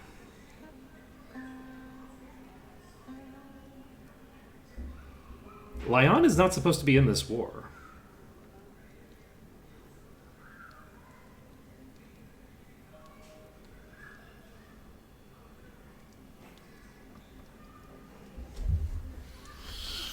They've broken Scutiges. Later, Jad Riders. It's possible that this is intentional. And it's possible that it's not intentional. So these Scutiges, in theory, should not be getting called into this war. But I wonder if maybe the call to arms goes out automatic. I think this is just... I think that they just broke Scutiges. Like, I should get... And, like, unless it's, like, automatically... Is there, like, a way to...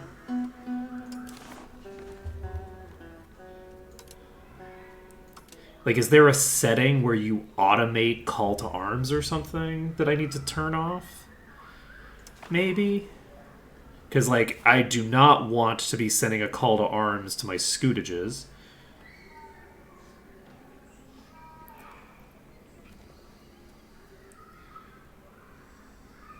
I do not have anything there that would indicate to me that this is supposed to be going this way. Okay, so Martaban we actually have a kind of scary army then. So this is some light ships and some heavy ships. This is like a liability for them. Let's see. You have a leader. We are going to send you to go fight this fleet. But yeah, the problem is that this means that my Scutages are getting called into the war, which they are not supposed to be getting called into. My goal right now, I guess I should probably set this down to 3 again, is to pick a fight here and win. We should be able to pretty comfortably beat this fleet, I think. Let's make sure, yeah, everybody's set up correctly in terms of frontage. I should actually add probably 1 extra galley to each of those flanks. I think I send my army in. We have enough vulnerable sieges that I think we kind of just have to win this battle. We have to win this war. Are we the war leader or not? I think they can't get to here, but I will walk here instead. Let's see here. They have more ships than me here, but the thing is that these ships, these light ships, are mostly a liability. They don't have very many cannons, and they don't have very much hull. So any space they're taking on the front line is essentially just space that is preventing their heavies from getting into those spaces. So they have fewer heavies than me. And it's my presumption that we can probably take these out without even losing a ship. This one's getting kind of low, but they are running out of ships to attack it, so... How are you getting? You're getting pretty low, and there are 4 ships here still. But those 4 ships are now getting attacked.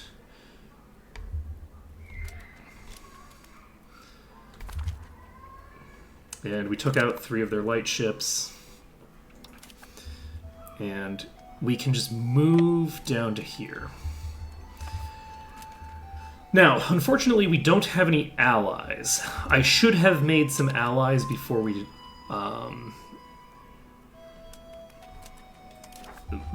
but I don't have anything coming in here. So... I didn't want to spend the thinger on it while I'm still like at a net +0. Okay, we've canceled a shit ton of trades that are going toward Khmer. And God, we're making so much money. Look at that, 350.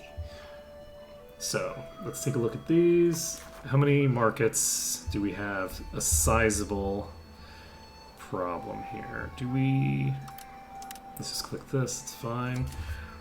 Over here, we have 14 trade capacity that we're not using because we don't have access to their markets.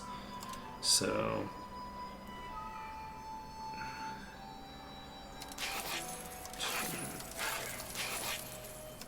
We have to click this manually because the game doesn't think that we can do this.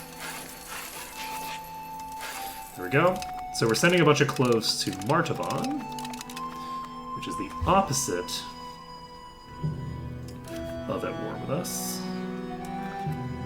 Or I guess is at war with us, but in a different meaning.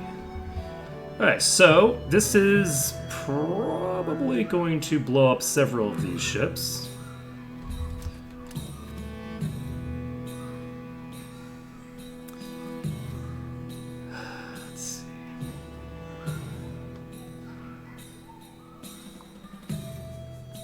Apparently stolen some ships from them.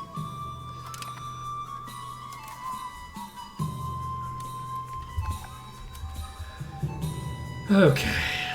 Next on our agenda is to do what? I guess that fleet will just keep chilling there. How many ships do you have? This is the wrong side. Let's see. Why did they reverse this? This was reversed before, right?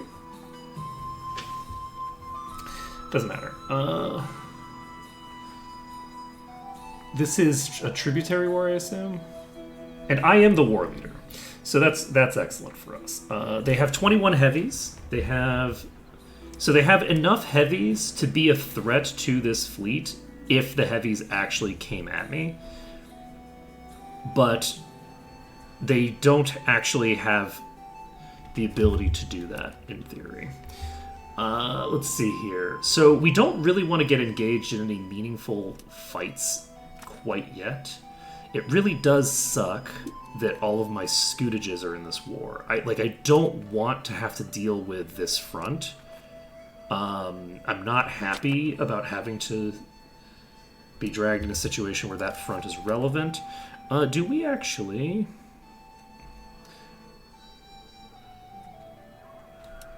It looks like we lost the ships that we stole. I think we come back here and just... This fleet is almost destroyed. They came out for some reason. But, like, that fleet was nearly wiped out just now. I haven't even gotten back to port. So they think that they're in an okay position here, but I don't think they're in an okay position here. I think that this fleet is in deep shit. This fleet's fine. Okay. We did not destroy any of those. But, like, let's take a look here. You're at 20%. How many ships do we have? You're at 9. I should probably pull you out.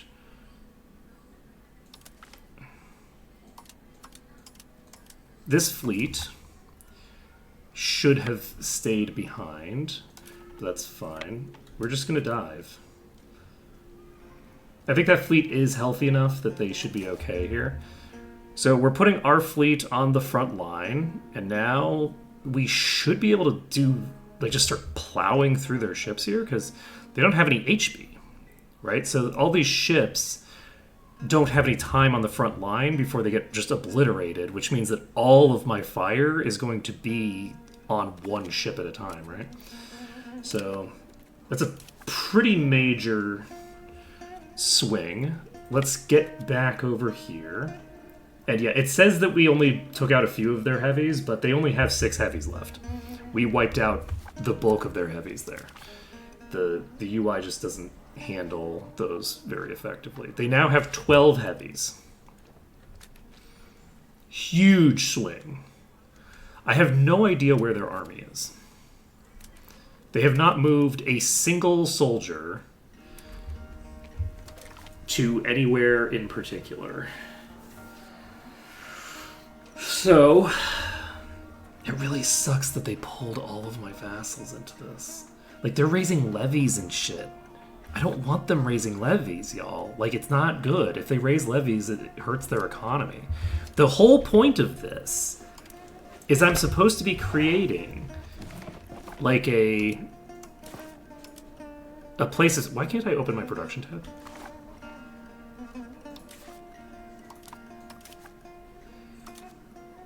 I can't open my production tab for some reason. We'll finish the Heavy Lancers upgrade. We probably don't need to actually click the button. Is this the heavies that are almost dead? This is the heavies that are almost dead. Okay, you know what? If they're going to be this crazy, then we just take the 12 heavies that are basically undamaged and we just send them out to fight again. Like, they're gonna run out of ships almost instantly because they just don't recognize that the ships are damaged, as far as I can tell. Like, as far as I can tell, the AI is not recognizing that its ships are damaged when it's going to go attack. That's the only thing I can think of in terms of why they're behaving this way. Trade maintenance. Increase control. I do love increasing our control. And it's nice to get cheaper buildings.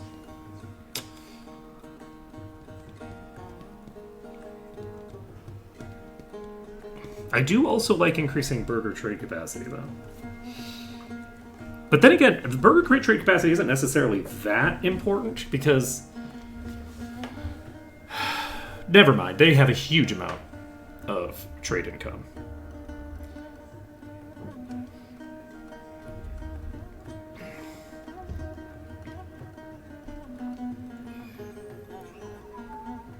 Hey, Maker Preserve us. I think... How old am I? 64. We don't need to support the state. I do like increase our control, but I think that we probably want to just do market expansion.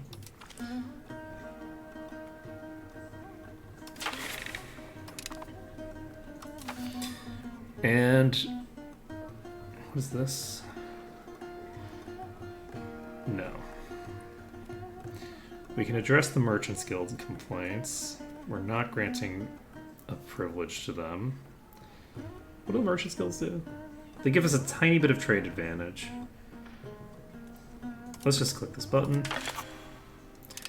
Artisan Guilds. We're definitely not taking these off. Wait. Those are also burgers. Interesting. No.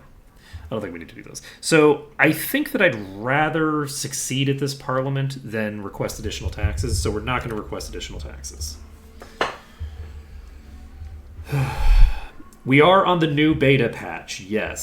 So we don't want to upgrade our country rank, because if we increase our country rank, then we'll start accumulating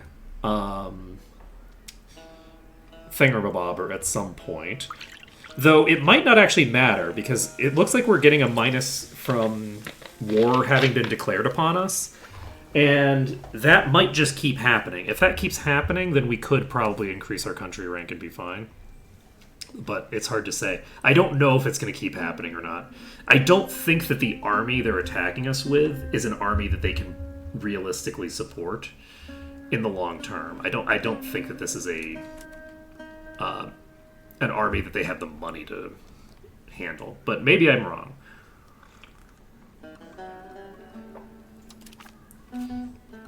Because basically, every army is more expensive per person and is has like double or triple the number of troops, right? So they went from having like, I don't know, an army of like 36,000 to having an army of, what do they have now? They have like, what's the right thing? Of 92,000, right? They have so many troops, and I just don't think they have the money to handle this. I think they have too many troops for the amount of money that they have. Now, I am using heavy cav, so maybe I'm overestimating how expensive these troops are, but I do suspect that this is not going to be a thing that they can maintain indefinitely. We'll just have to see. So my hope is, and also they screwed up scutages, so scutages are now joining my wars even though they're not supposed to. So other than that, Turnate has 2 mana. Yeah. Rip indeed. How are we doing in Turnate? We have 114. We're not currently progressing that very much, but that's okay.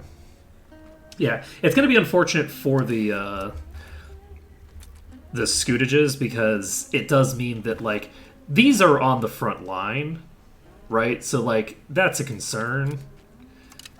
And it said that we destroyed one ship there. We destroyed their entire fleet. Their entire fleet got wiped there. So I don't know why that UI is incorrect, but I believe they are out of heavies.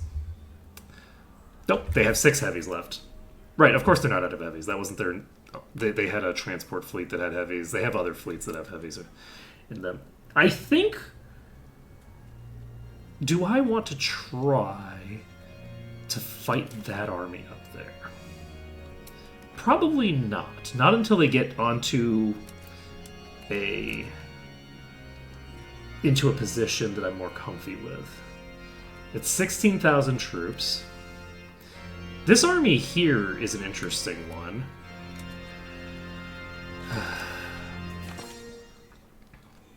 Is this all heavies? This is all heavies, okay. I'm wondering if I want to try my luck at this. I have way fewer troops than they have there. But I will be defending. They have 16 regiments. This is what, jungle?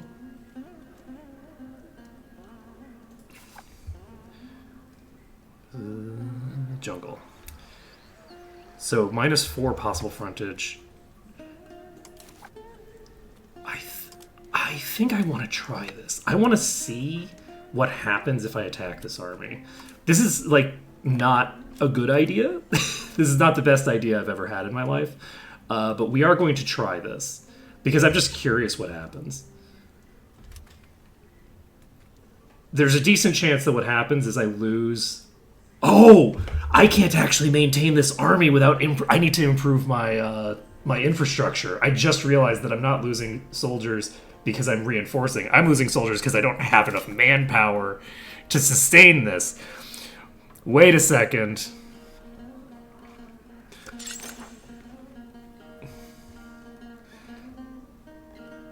Let's see. Let's not look at the ternate market. Let's look at the Temasek market.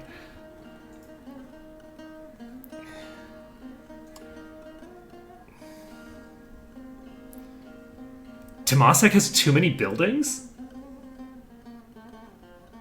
That's very funny. Because Temasek is a city. Huh.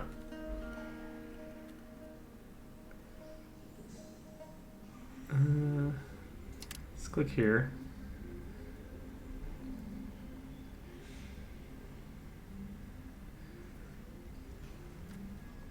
So why does it... Is it because it's costless because I have the thing, probably. Let's just do it anyway. Oh, because this doesn't matter, because it's not a new building. I'm upgrading a building. All right, we're going to do this. Do I dive this, knowing the situation that I know, and knowing that I am potentially going to be really hurting as a result of doing this? Is that the world we live in? The world where we just dive with a bajillion heavy cav and hope. These are light lancers. These are not heavy cav. These are light cav. Ooh. I think we need to protect our scootages. I think we need to do it. We gotta do it. Because this should not be in the war at all. It should just be Ayutthaya and us, which is a much cleaner war front that I can do a lot more with. Getting all this bullshit involved is a problem. Let's see here. Well, the problem is that they're supposed to not be in this war. They are functionally not scootages. Okay, we have gotten them to abandon that siege. Do we want to...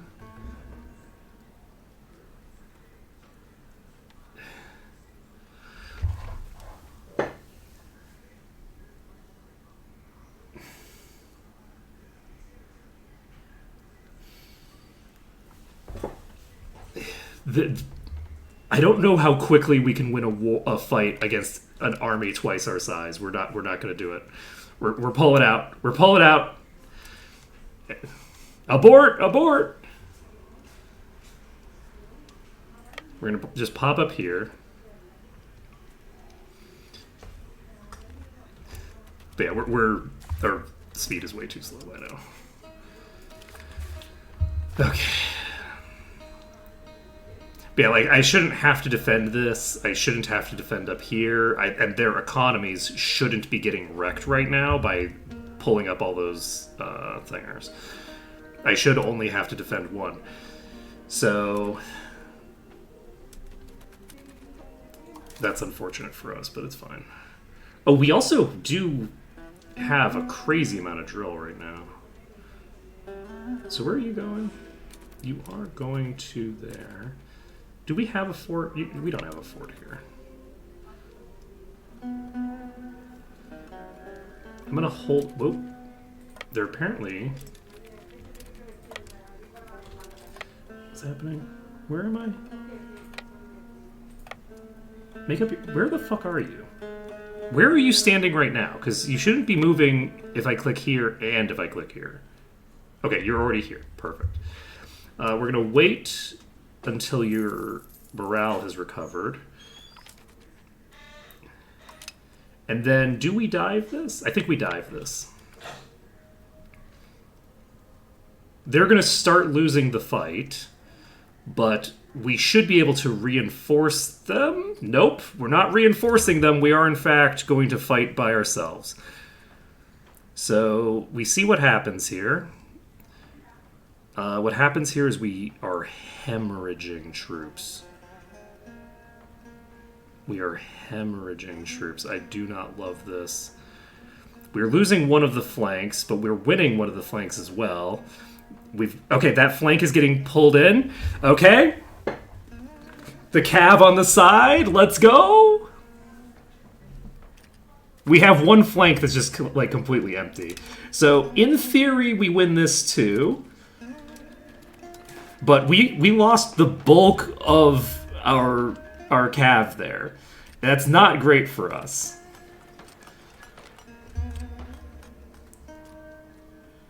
Let's see, how is our cav situation? This is a problem. Okay, we've got some people on this flank now. This is chaos. These two sieges are going fine for them, unfortunately. How many cav am I going to have left at the end of this fight? Oh boy. I'm guessing not a lot.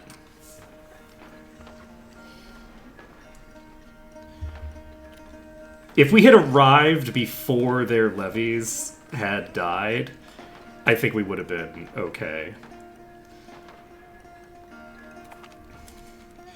So, Khmer loses not as many troops as we lose. We have lost our entire army. And we're gonna pull this army over. Let's see how much money we lose in this first month. This first tick. Alright, we need to bring this fleet over. No, we don't, not yet. We'll worry about that later. Finances. How are our finances doing? Maybe I shouldn't have upgraded those buildings, huh? Alright, so unfortunately we don't have enough manpower right now to recover our army. So I think we maybe...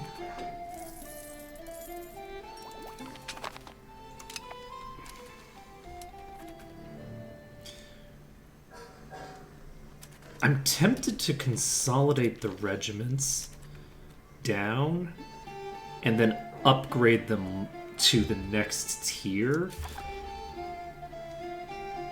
so that I have the basis of a stronger military.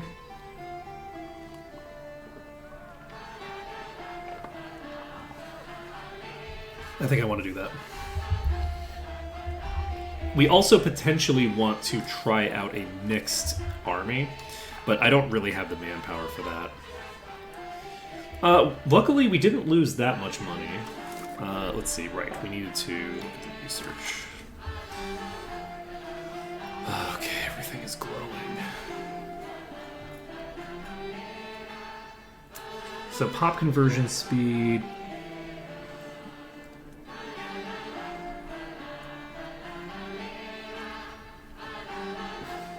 Alias.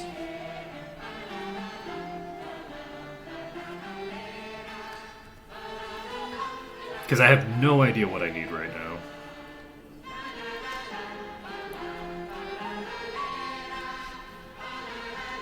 Ooh.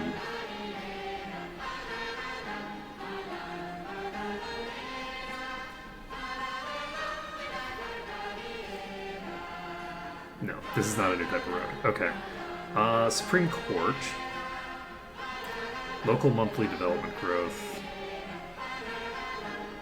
Plus 10% proximity. So the way that proximity works is kind of weird now. You know what? Let's go with this. This will give us an extra reform, and reforms are nice. And we need to build some armories. And this is looking at the Temasek market.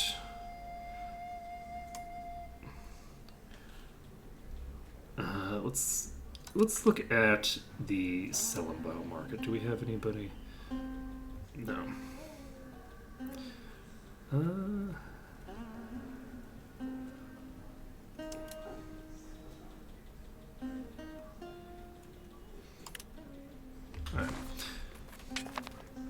It looks like we're making money. So at the moment, we have basically wiped out our own military at the benefit of doing a little bit of damage to the Khmer military. Militarily, we're like out of this. This is at this point just a matter of sieging them down. Do I want to? I don't think I want to blockade them yet. I don't think we're at the point where I blockade. They're going to accumulate maybe a little bit of war score in places that I don't want them to. This is 60,000 troops available. So they have 20,000 troops somewhere. There's a decent chance those 20,000 troops are just going to plow into these.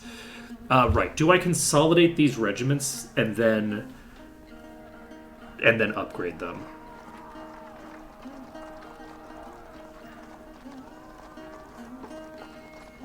I think I do. We consolidate these regiments, and then if I upgrade these, they will still be able to... Their maximum strength only goes up to 800? That's actually not that good. I thought that they were going to get more than that. That's concerning. 800 is a pretty sizable boost, but it's not as big of a boost as I think I need. Okay, we have annexed that province.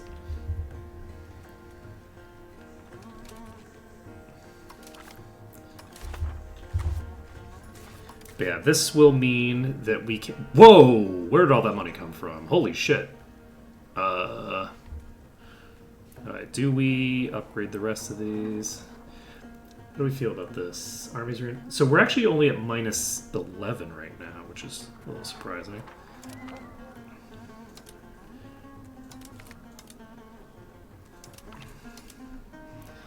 Okay.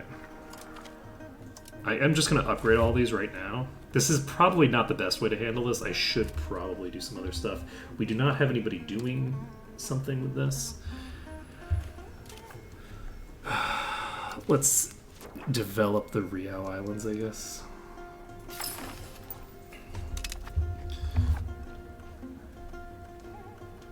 Is that the best thing for them to do? Debatable. How are we doing on... I'm not going to worry about that right now. Trade income is at almost 400 now. Holy shit. So, we have minus 100 from armies reinforcing. So, in theory, we're going to have an extra...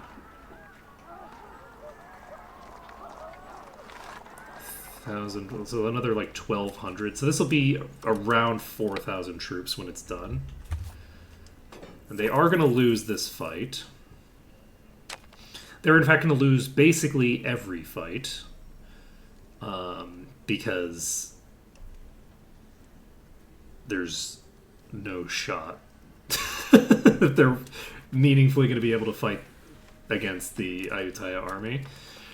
Ayutthaya does now have like 80,000 troops, where before they had 30,000. And it's going to be very interesting to see how that impacts warfare.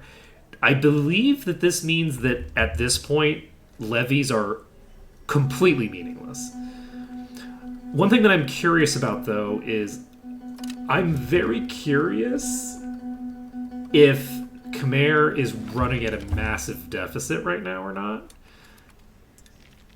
Because they've got all these regulars, right?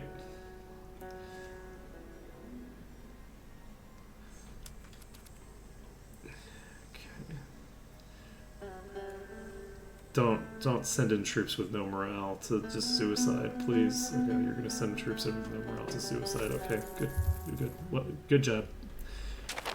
Well done. I love that you're on my side. Okay, so we need to continue to build armories. Actually, I guess we build barracks.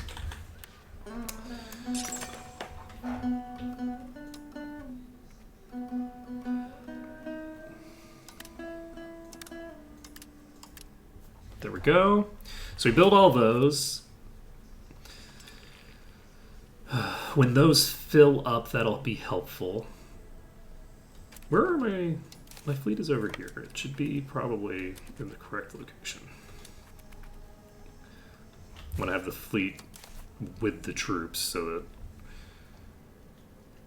that I guess I could try. Oh, I guess I need to do the thing as well. I'm gonna pull back a bit because I actually need to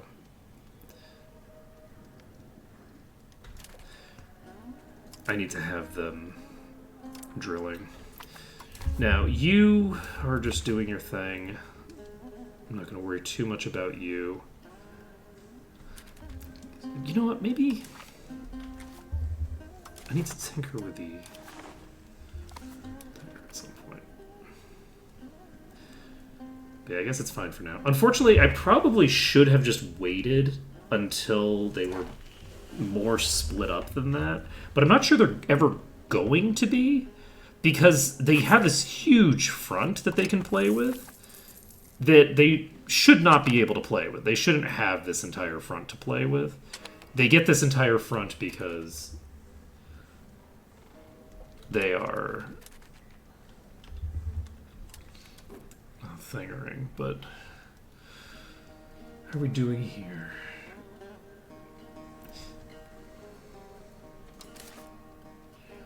So we will slowly recover our manpower. But we have lost a ton of people. We've lost a ton of pops already.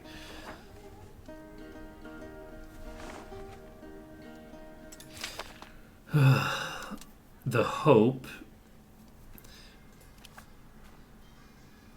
is that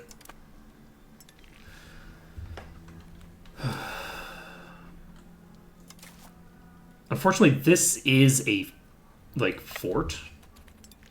Whoa, wait. I just noticed that they have a fleet moving in for some reason. I don't know how many. My ships are not at full HP right now, so this is not an optimal engagement to take, but it's fine. Okay, so next on our agenda is creating a new unit. We'll take the ones that are not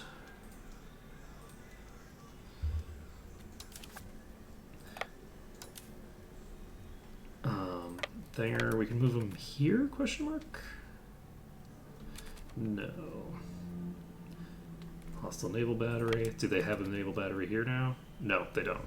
They still don't have a naval battery here. So we should, in theory, be able to just chill here. This is a random transport moving over. It's another random transport moving over. This is my heavies and a random light ship.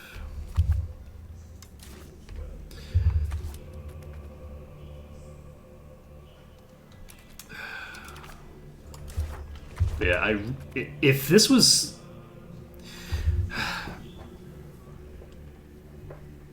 If this was a war that was going the normal way that it's supposed to go, because all of my scoutages were acting like scoutages... It's so funny, they fixed the thing where tributaries can declare war on my scoutages, but they created a new bug where all my scoutages get called into wars, apparently. It's like, okay, well, you know, we can't have the diplomacy just work, right? Like, that's just not a thing that we're allowed to do.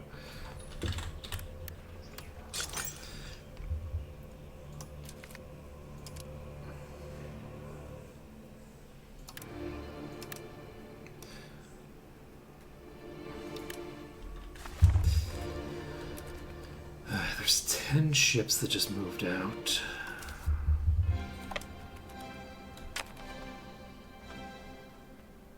I do not see where they went. But yeah, they are going to take this. This is not their war goal. Their war goal is to take a capital over here somewhere. So they're not going to be accumulating too much war score off of this. I guess if I wanted to, I could send this army to sit on a siege up here.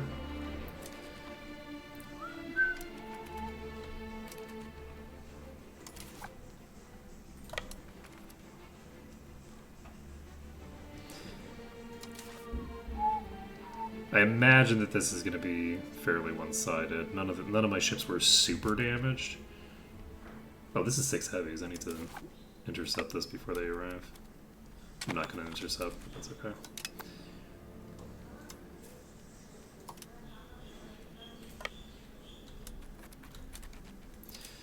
Okay, we do intercept them before they arrive, and this fleet is almost at full HP. How's their fleet? Not terrible. They're doing okay. Oh, they're taking damage and they haven't even gotten onto the front yet? Oh, God. I didn't realize that they would take damage before they even got on the front line. That's kind of wild. How many ships do they have left at the end? It says they have 4, but they actually have 2. Alright. So, we're still at 80%. I think we just go and sit on this. They are attacking here. They're not able to get food. This is a weaker army. I could... And I think I'm going to. I'm going to land. Because we should be on the defense here. And I think we win this with us here. And this is honestly how we should have handled this before. Because the AI cannot handle my ability to do amphibious assaults. Like, there's no way that they're going to be prepared for all of a sudden 4,000 cav just show up out of nowhere. Just heavy calves showing up on, on a war front. So, like, if I just move down here...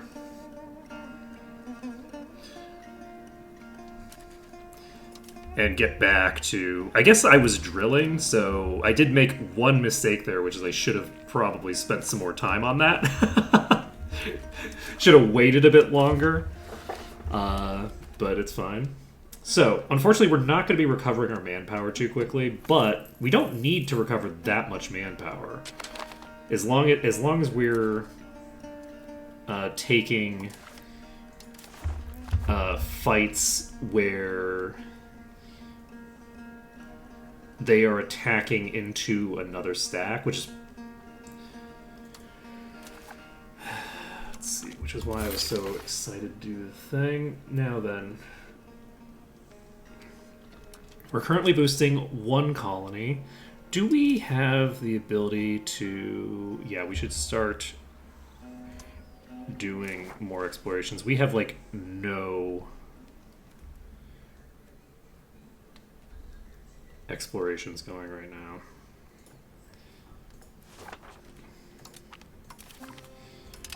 And East Siberia.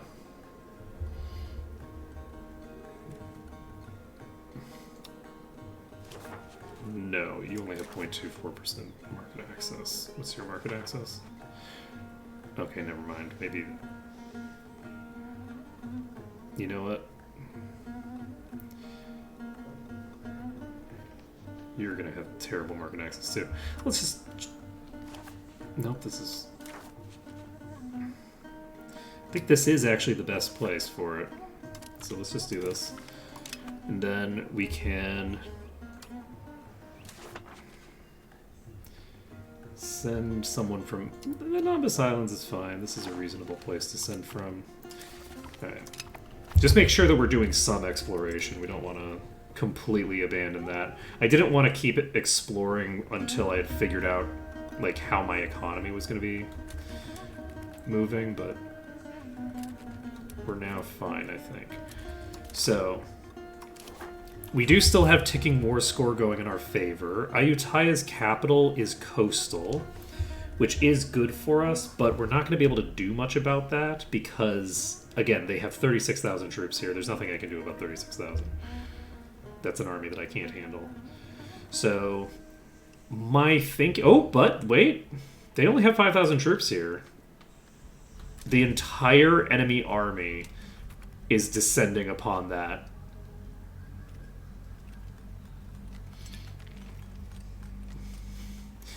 If they win the fight, that'll be great. Unfortunately, they are going to get pushed off.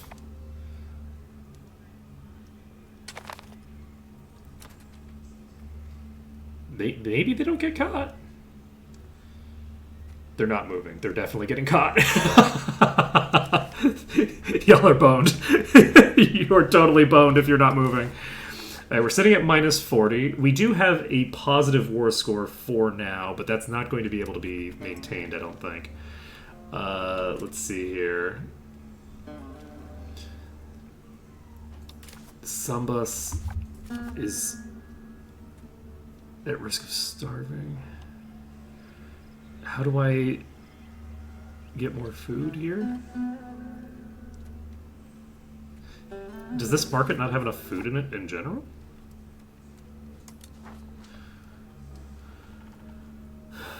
Why do you have no food?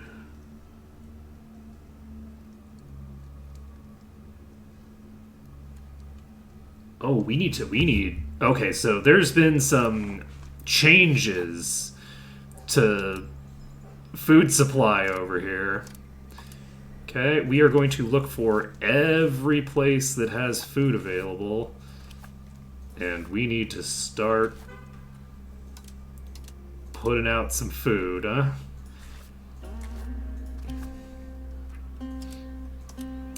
Yum yum legumes.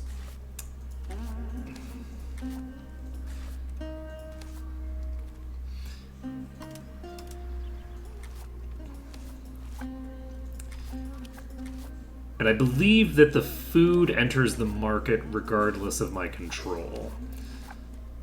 Like, the actual quantity in the market doesn't get hindered by the fact that these are low-control provinces.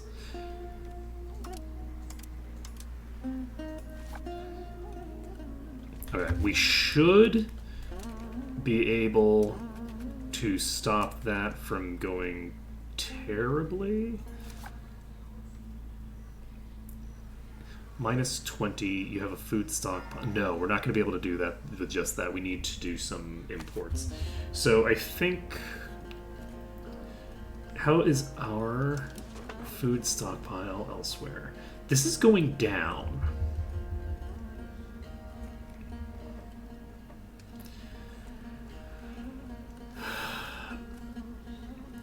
Food production has changed massively. We need to export some food to there. So, where do I have... I have some trade capacity here, and I'm wasting some trade capacity. So let's do an export of some form of food. Exporting fish. Whoa! We can actually make a profit exporting fish somewhere? That's crazy. We can make a lot of money exporting fish over here. Holy shit. Okay, we're not going to do that right now. But it's a thing to bear in mind. So Selenbao isn't on this list, right? Right.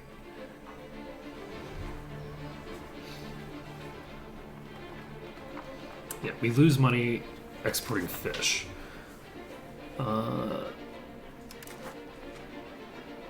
We lose money exporting this too.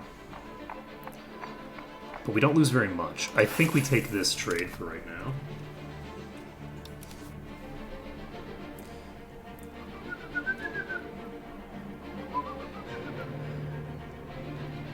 We have an excess of food here.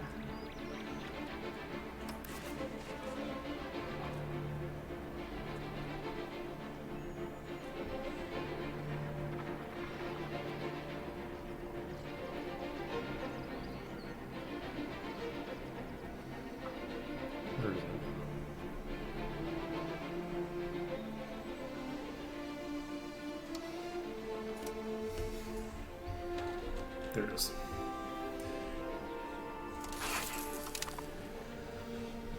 Okay.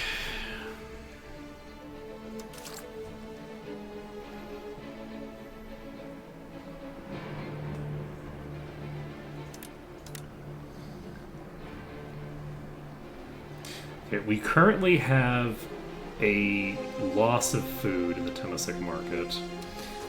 So it's not great to do an export from here.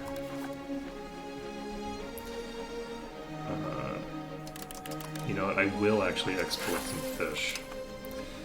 We're going to export...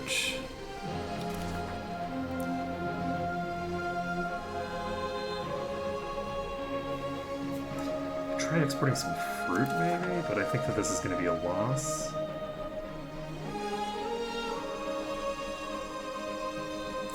Because we have a decent amount of fruit in the Selenbao market. Do you have rice?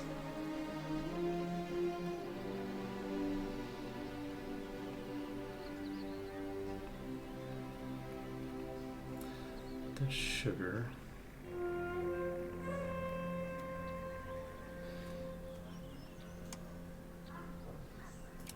You know what I should do? I just realized that Selenbao itself, I can import probably a lot of wheat.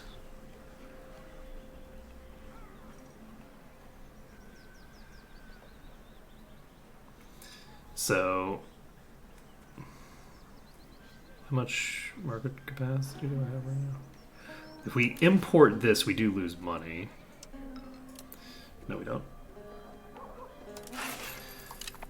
Okay, so we're importing that.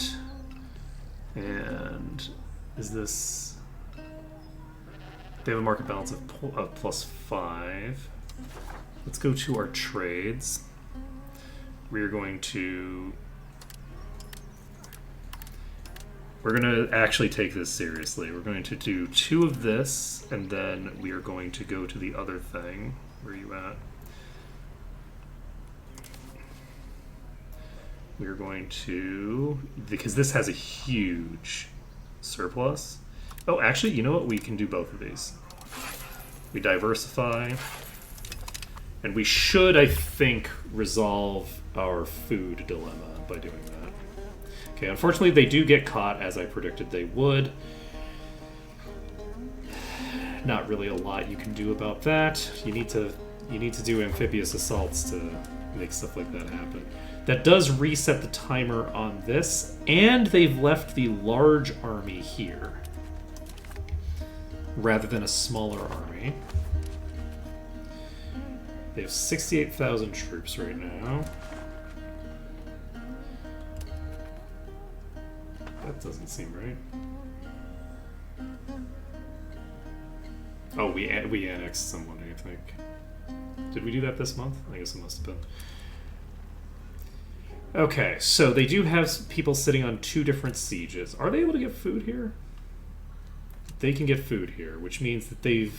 Okay, they... Doesn't matter. Alright.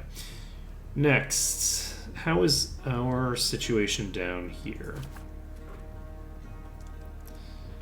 We're losing 0.18 over there, minus 0.19. So in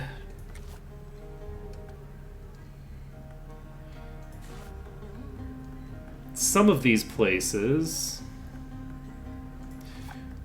we are accumulating a fairly large amount of control. Here we have minus 0.04, which is suboptimal. Yeah, we'll wait until next month. Hopefully that will solve this problem.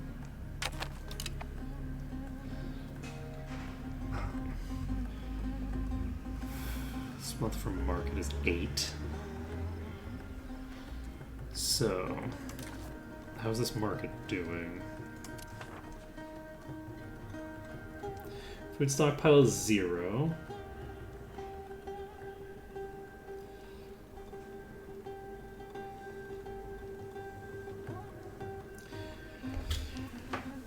It looks like it's about even right now.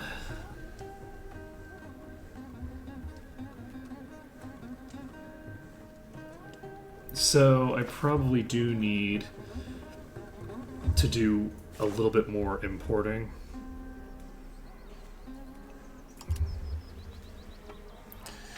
Let's see.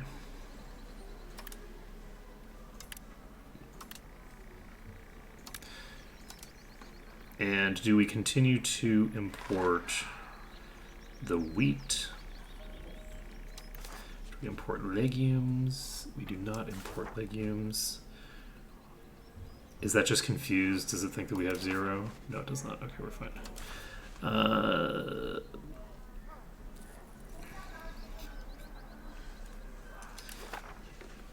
Let's just...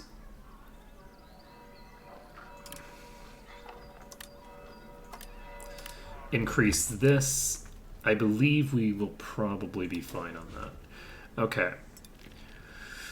So, they're sieging down 2 locations. Neither of them are the capital, so we will continue to acquire ticking war score for as long as they haven't taken this Ayutthaya proper, which is good for us.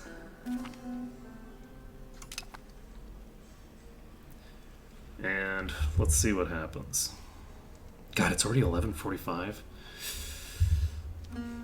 Time flies when you're having crazy shit go on.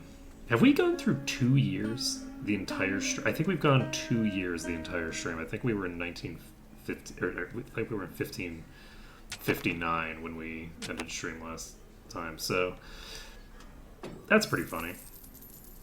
Let's see. We're not going to be able to do too much to fight those armies over there. And we're sitting at minus 49 for their desire to end the war. Do I feel like...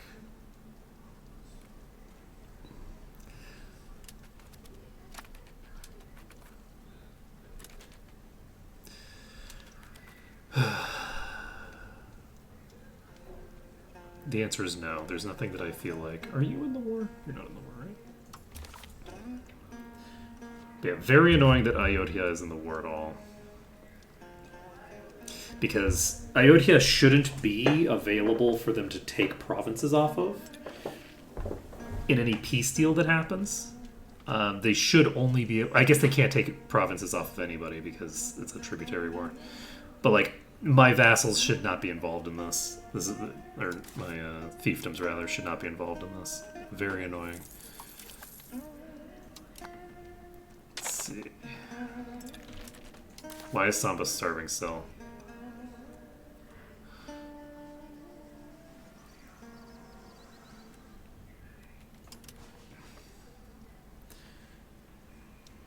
I'm importing so much food. Wait, but this hasn't moved. Why has this not changed?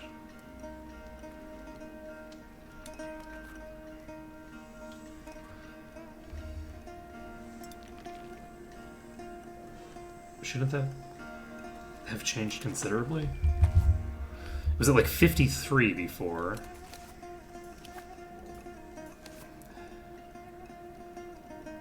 You have plenty of market access. Oh, wait. Now think about it. We can create a market here. And I think this is a place that we create a market.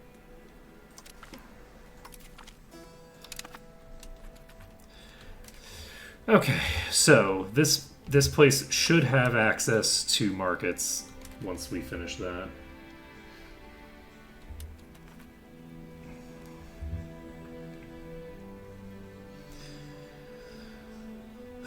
We're not going to be able to stop any of their sieges. They have 10,000 troops here, so it's a good thing that we didn't send anybody to go, like, try to take something up here, or they just send these guys out. I don't think that we're going to be able to push them off of anything. For right now, the change to the way that the regiments work is a massive improvement for them. As long as, like, maybe they're, like, hemorrhaging money behind the scenes. I don't actually know. Like, their entire economy might be getting shattered right now, but I don't think it is. I have a suspicion that they're actually doing fine. Maybe I'm wrong. They have a lot of artillery. Like, this is 3,000 artillery right now.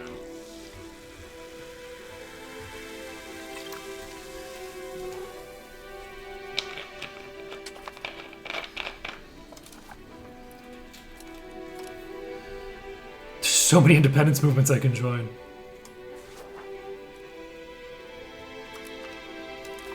I improve my relations with Aru since they did set me as a rival.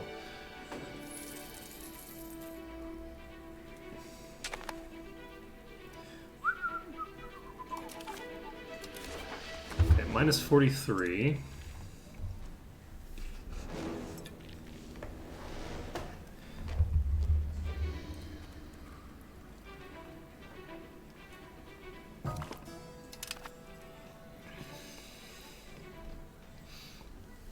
They're actually not sitting on the capital itself. They're sitting on this place up here.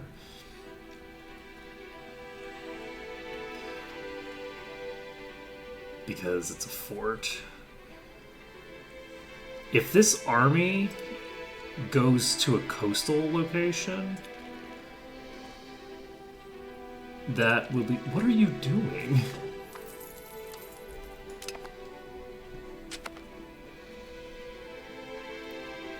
I don't know what's happening here. This army is just wandering around.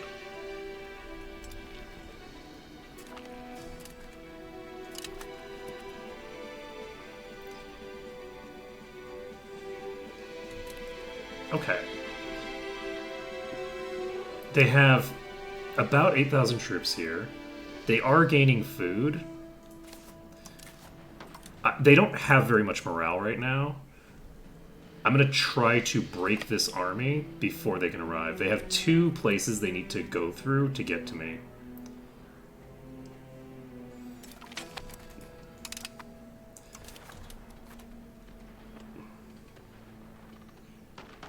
And I don't know if it's going to happen.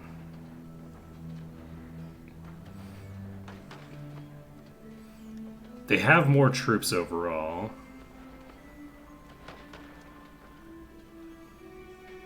Yeah, we're losing this.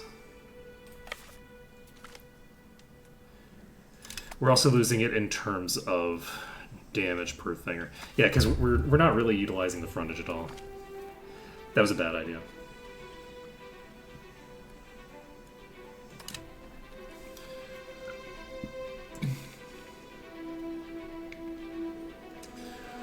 Let's see. I should not have done that. Now I've lost a bunch of troops that I didn't mean to lose.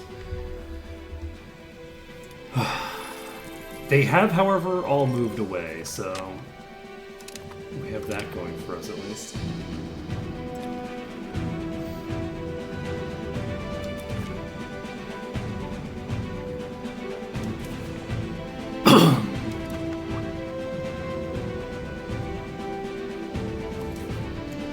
Yeah, that's rough. Okay, so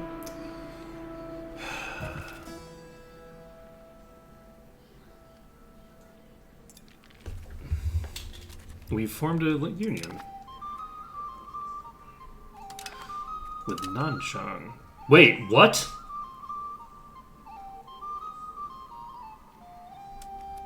That's funny. Well, if Nanchang manages to survive this, which they're not, this is gonna go badly for us. So, Nanchang is going to basically get annexed by Wu. And cease to exist, I assume. Is Nanchang higher than us on the thing? You're 23 and we're 26, yeah.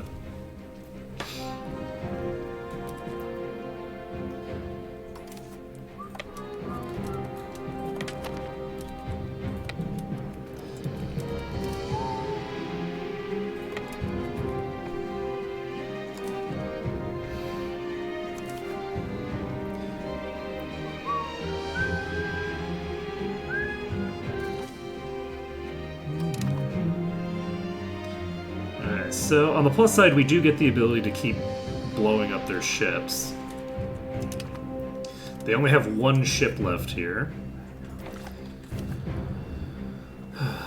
Let's see.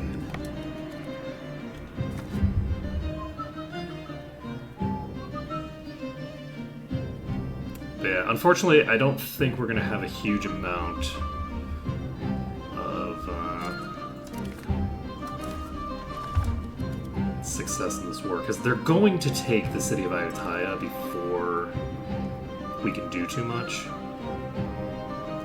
I don't think that that's gonna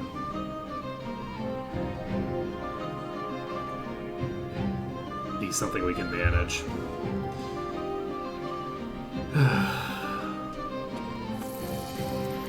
Oh, we have...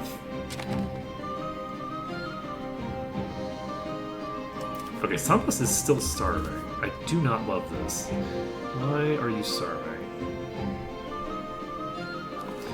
You should not be starving. This whole market is at risk of starving.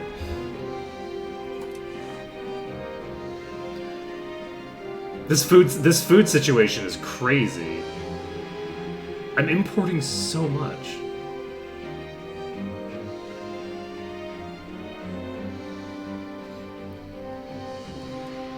Why is there food being exported to Surabaya? I'm not importing food to here, am I? No. What the hell? Why are they even allowed to?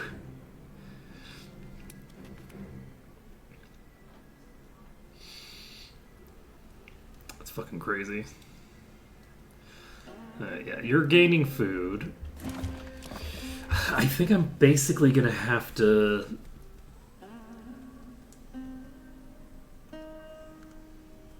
fight this. I guess I could raise levies. Levies probably pair reasonably well with the things, but I think that levies are just extremely weak right now. Alright, hopefully we can get our heavies in position for this quickly, because I want to destroy these ships completely. The more of these ships that I destroy, the more of that army disappears. Look at that! 1,500 troops just disappeared.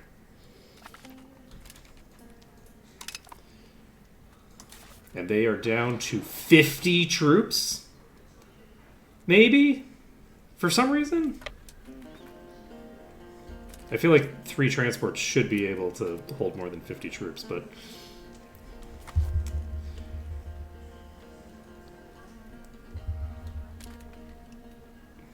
They just landed 3,000 troops here. They're going somewhere. They have canceled most of these sieges. But yeah, they're not, unfortunately, suffering any attrition. Oh, whoops.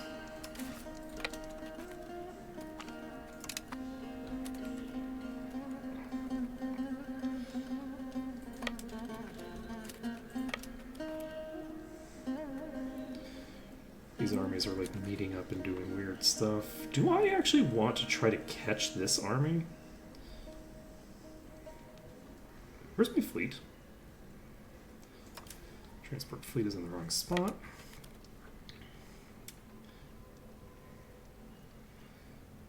They're heading to Ayutthaya. They are heading to Don Thingamabobber. Do I want to try... When are you going to arrive?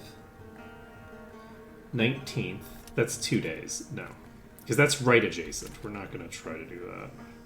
They're now moving away again. Do I want to try to snipe this army? Because this would be a clutch pickup.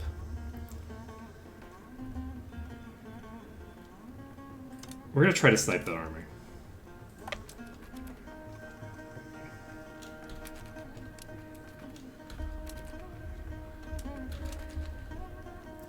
They are going to arrive here in 3 days. I don't think it takes anywhere near that long for us to... Oh, they got out. Damn.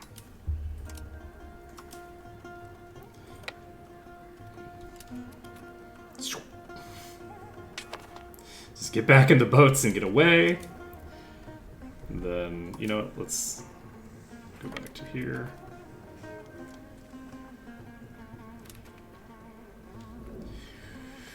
Yeah, as long as they keep dicking around, we're doing okay. But yeah, we need to... I mean, we're not doing okay right now. We're actually doing very badly right now because I can't seem to import enough food to manage this situation. Because for some reason, even though there's provinces that are starving, they're able to export all the goddamn food. So that's fun and exciting for us. Let's just do this because coal is a thing.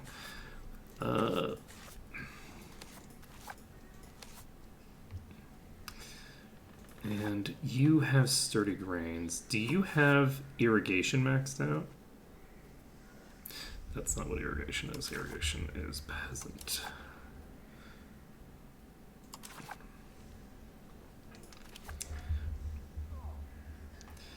This is lumber. So we have maxed out irrigation here, but do we have any food production available here? We don't have any food production available here.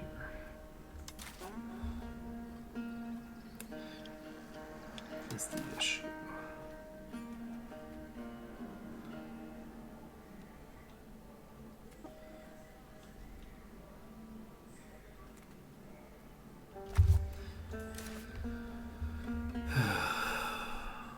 This has fish and it has irrigation. Alright, we actually have a lot of upgrades to this that we can do, so let's just max these out. So, how are we going to spend the rest of our money? We need to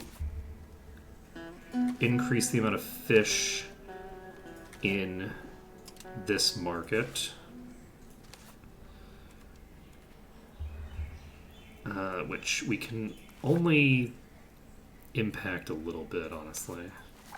We don't really have access. We don't have the control mechanisms for the food in this market. We're not the ones that are bringing the food in or out of this market. So,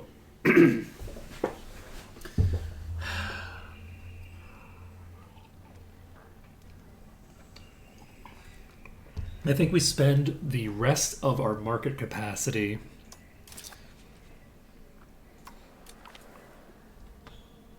in Temasek on maybe importing food.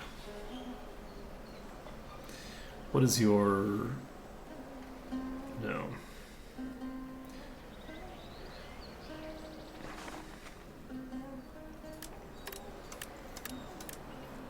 Import 5 from you.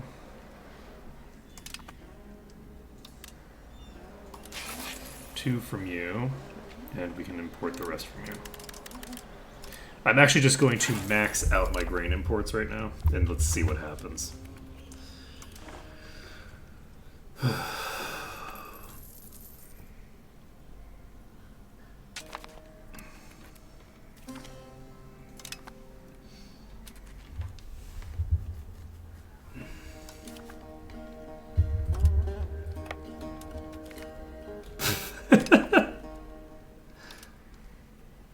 Okay.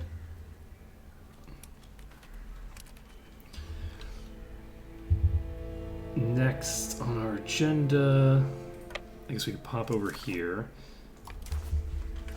They're at minus 25 for a white piece right now, which isn't too bad.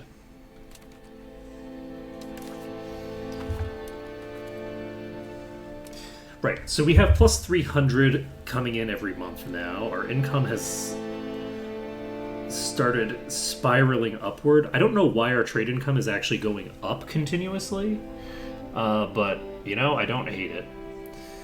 So, what am I going to do about that? I need to... Let's find the RGO builder. Where's the RGO builder? Is it in the production tab?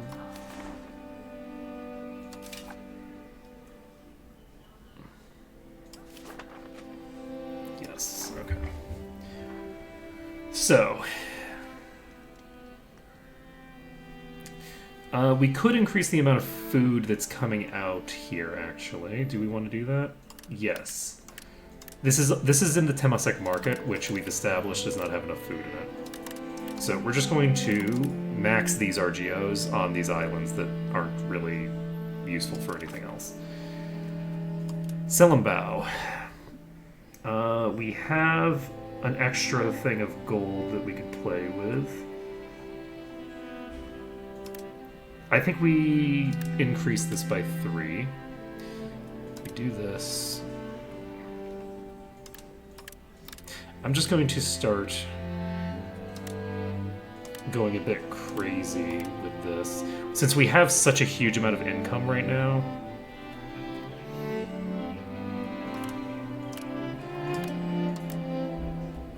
my goal is to basically get all of my RGOs maxed.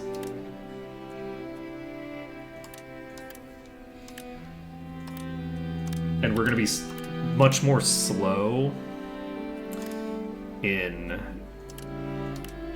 utilizing our thinger as well.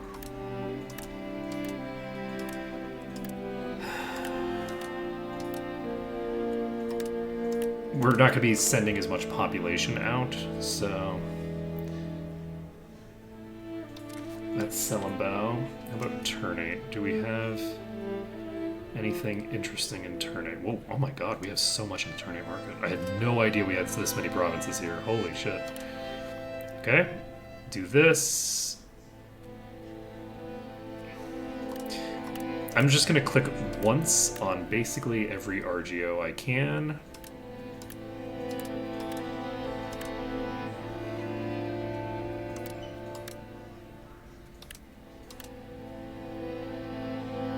Fortunately, Ternate is a very expensive market to expand my RGOs in, but that's fine. Okay, we're at 20, not quite 21% war score. And this fleet is going somewhere. They're hopefully going to to get wiped because they keep attacking with like no HP left. So -1, huh? It looks to me like that's minus everything, but I could be wrong. Maybe one of them survived. Alright, so in theory they should have very little... Yeah, they have 3 transports that are all sitting right here. That's their entire navy. At some point they're going to send troops over to Martaban, I assume. And if they do start sending troops far enough afield, I can potentially start doing something.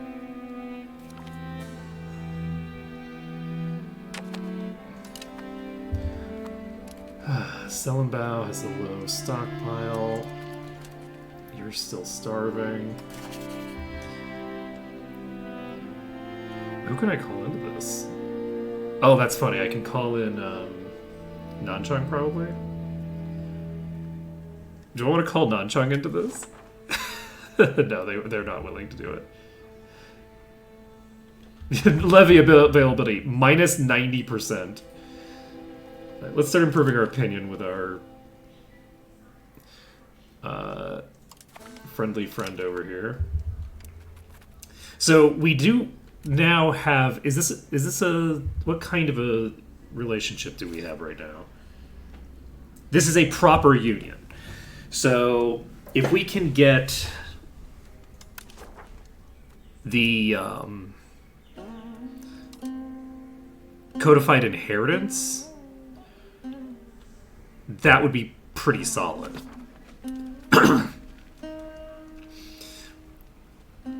I don't want to be in a situation where they are my... they're the senior partner. It's at 22% now. They've actually gone the other direction.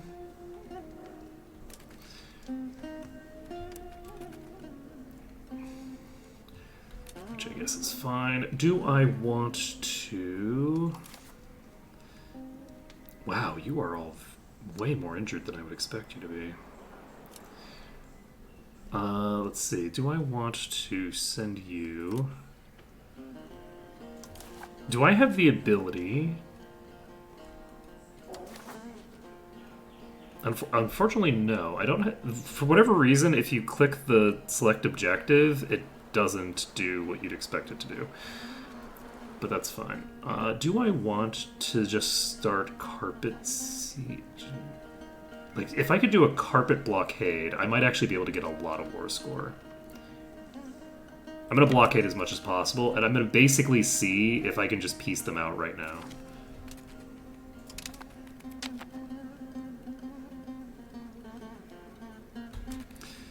Okay, can I...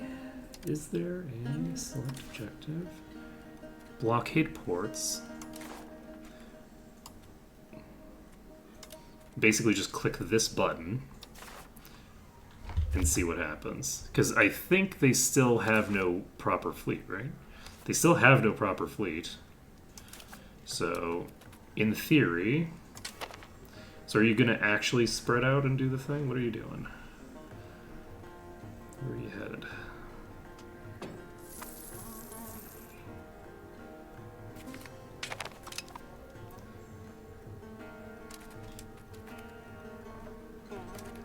Are you just gonna sit here? I thought you said you would split up. Okay. So we're gonna split this in half twice.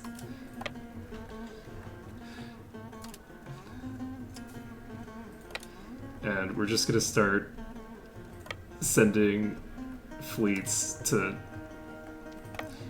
at least make an attempt at being in a reasonable location. So we have you going there, we have you going there. No, we'll have you go here. I wanted them to be at least one tile away from each other. Okay, we're up to 24%. Whoa! Can I? No.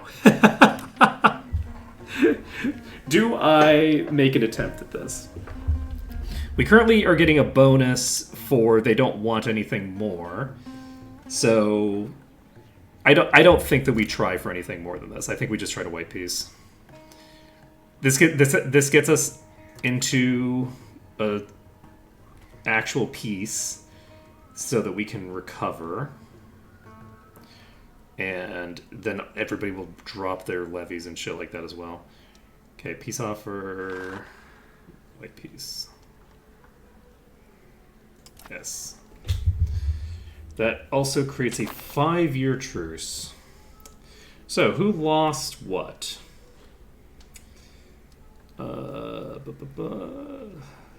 Navy casualty. So, we lost way more armies than they did. We lost 1 ship. Not a great war for us. In point of fact. We're going to pop back down here. And now we can just recover our ships and we can bring our troops back home. We can have our troops go drilling. We are continuing to increase in money for some crazy reason. The finances just keep going in a certain kind of way. I kind of wish that the food would start going in the same kind of way, considering that we are still starving here. Why can't you buy enough food? We have so many provinces that are at risk of starving right now. I really don't like that.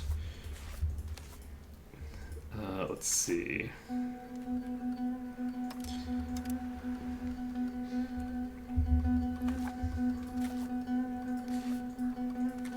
And anything else I can do? I can try to build some irrigation, maybe? As well. You can build irrigation. So the places that have access to food, I want to also have irrigation built. Oops.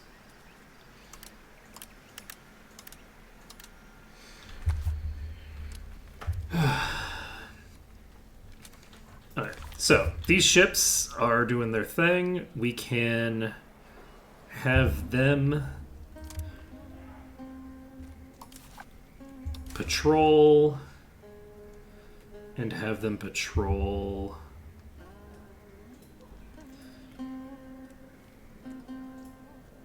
you know what? I'm gonna have them patrol just turn 8 for right now.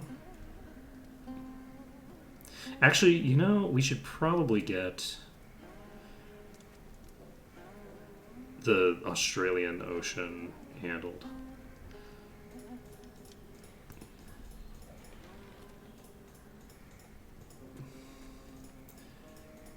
Okay, did we finish the market over here? I think we did, right?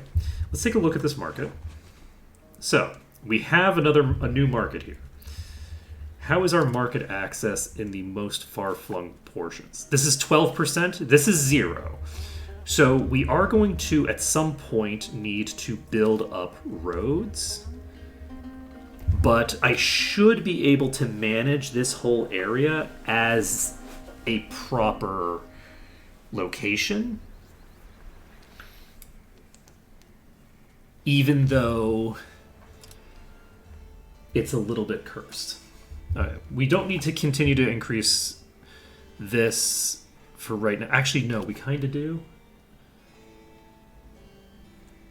Oh, actually, no, you can't get immigration from anywhere else right now, really, so that's fine. I'm actually going to start doing development in Santubong just for the hell of it, I guess. And boosting Hantai. So we have one current colony. You are going to start drilling. So, I need to figure out what I want to do. Do I want a full frontage army of this? I don't think so, not necessarily. Okay, let's go to our RGO builder. Because I think that I'm... What does this do?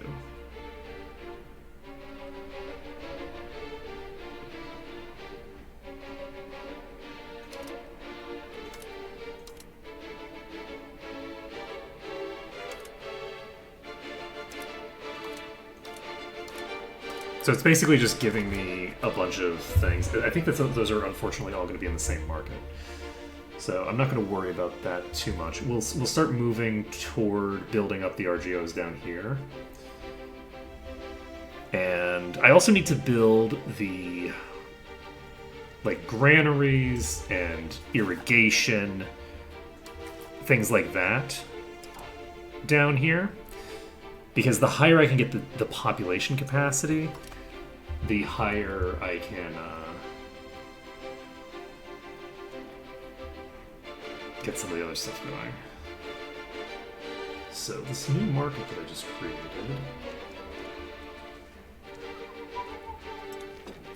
This is automated right now. I think I just leave it. Are we getting... That's this market, right? Oh, Jesus!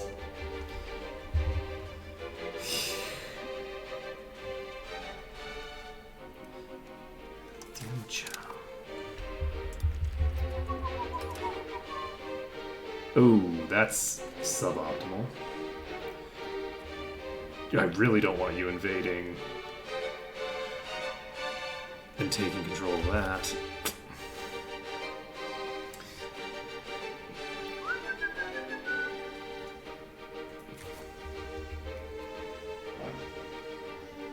Nanchang joined this war. Interesting. I'm surprised that Dai Viet was willing to attack if they're going to get involved. Because Nanchang actually only needs military access through Wu? If they can get military access through Wu... No, because we need Wu and someone else. But Nanchang might actually be able to move enough troops through to show up, which would be pretty funny. Let's see here. So, did that bring everybody in? They are. Come on, man. You're not supposed to pull all my scootages in. That's... Okay. The game doesn't remember what scootages are. That's fine. Let's see. We have one random caravel here. We have two random caravels here. So, I guess these can join this fleet. Did I actually send this fleet to do the thing? Or no? You know what? I think I'm not going to send this fleet to do that yet. Because I think that I want to deal with their fleet, and then... Nah, it's going to take a while before I deal with their fleet fully. I guess I need to recover anyway. We'll just wait for a second. We'll see what ends up needing to happen. This is a surprising war, but not, like, the craziest surprise. Dai Viet has 80,000 troops. We have... Nanchang has not rebuilt their regulars after the war with Wu. So... They do not have coastal forts. So, unfortunately, I think we are just going to have to fully blockade them and then wait. I think that's basically what we're doing right now. Is just fully blockading and then chilling. I'm not going to be able to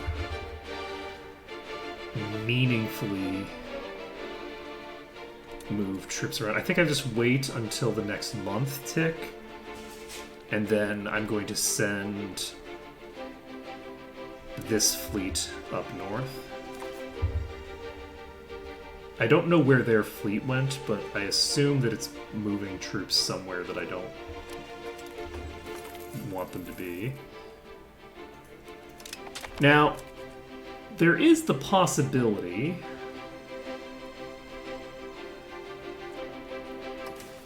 that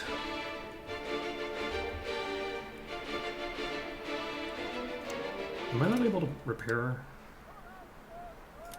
all these ships at once? Let's just detach the damaged ships.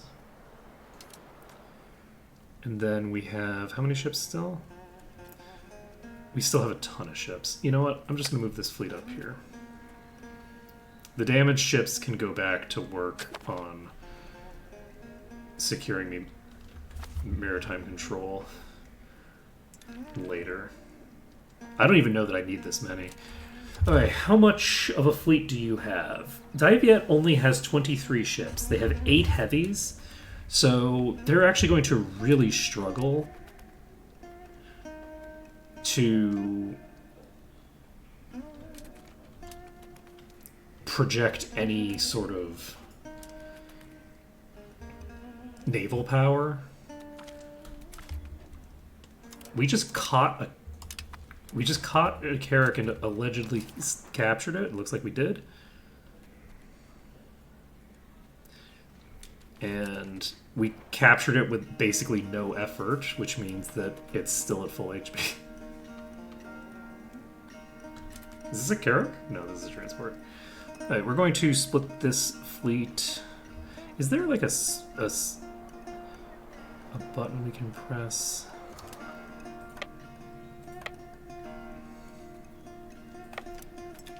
Do you have a thing here? Days at sea.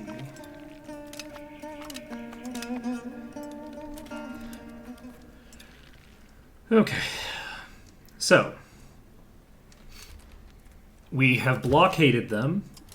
We are getting ticking war score, but the ticking war score is going to work against us eventually. For now, basically all we're doing is sitting on their ports and letting them... Oh, I thought they moved. And letting them just accumulate war exhaustion. So they have 0.01 war exhaustion right now, which is not a lot.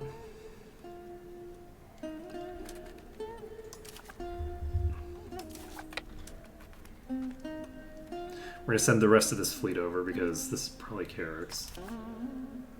Yes, this is exclusively Carracks. So the goal here is to protect our squishier ships. Some of the squishier ships might go down because light ships are very squishy.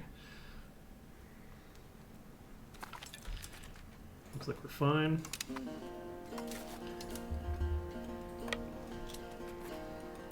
Now, unlike other battles, the fact that this is a scutage doesn't matter that much. Usually it matters a lot that this is a scutage. Right now it doesn't really matter. So, like, the...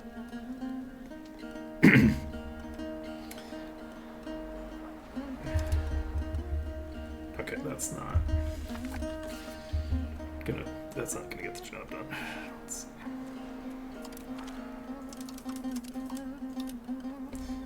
Okay, so the 6 units that were just detached are just gonna go chill here. And how many ships do you have left? You still have 8 heavies. So, we unfortunately have lost a little bit of war score to something. I'm not really sure what. But yeah, if they get the ability to move through Pina, they have the ability to send troops just straight over, I think.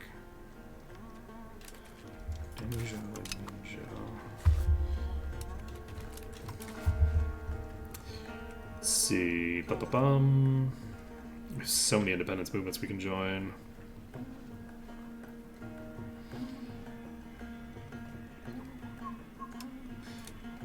Let's improve relations with somebody.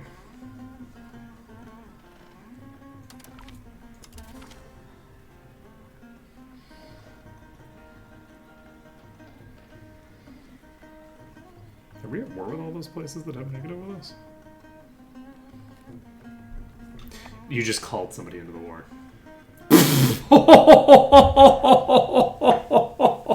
Oh, baby. There we go. I'm starting to put together the clues. Like, wait a second. Wait a second. I think I understand what's happening here.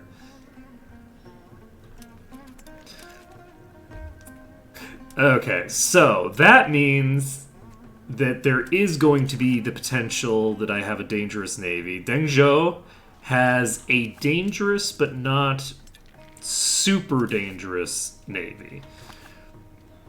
Unless those are more advanced ships than we have, in which case they're very dangerous.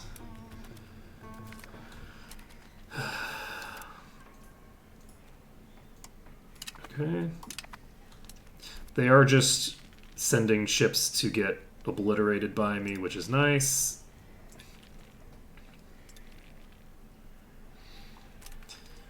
But yeah, unfortunately, we're not going to be able to stop them from sieging down what they're sieging right now.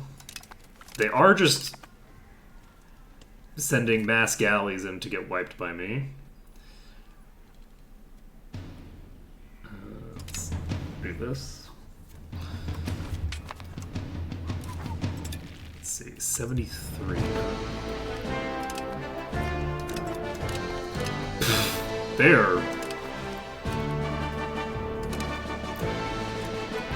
having a good old time here. Okay, we finally broke that ship. That might have just been the same ship every time. Okay, how much? Yeah, that ship isn't even damaged. Nope. How many carracks is this? A lot, probably. I don't love it.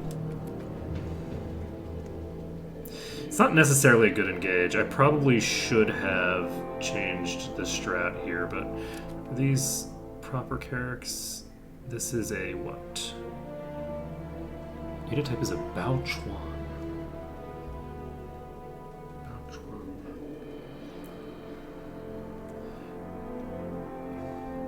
I have... Okay, so I have more cannons than them. What is this? Hull size. So hull size is 30. So they have a slightly more durable but less damaging ship here. I believe we're fine.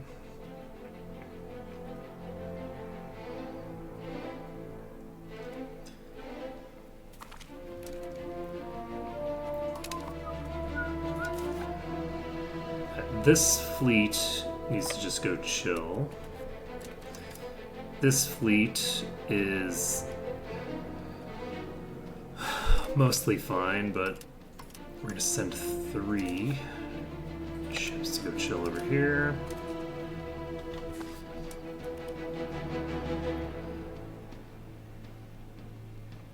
And, oh, they're going to go attack Nanchang. That's interesting. So there's like going to be a whole ass war going on over here.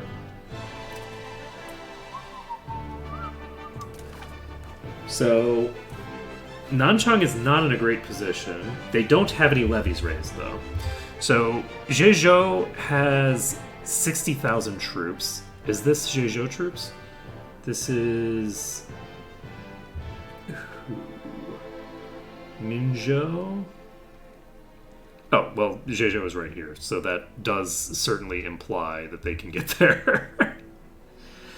So Nanchang is currently not going to be able to fight this off. Nanchang is in a weak position right now, so that's just a little bit more war score that they'll be able to hypothetically accumulate over here. God, these wars are something else, huh? Just continuously picking fights with us.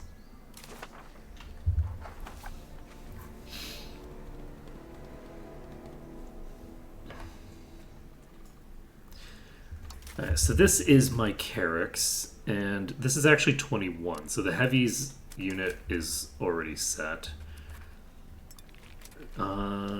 We should probably... This whole fleet is fairly damaged, so we will just keep sitting them here, I think. This is pretty damaged, this is pretty damaged. Which one of these is which? This is the one that I just looked at. Okay, 6. Yeah, they're all fairly damaged. So, I think we have enough income for now, but we still have a problem here. We're losing so many people. And I don't know how to stop it, because when I'm importing into the market, like, I'm importing food into the market, and then food is getting exported from the market to Surabaya.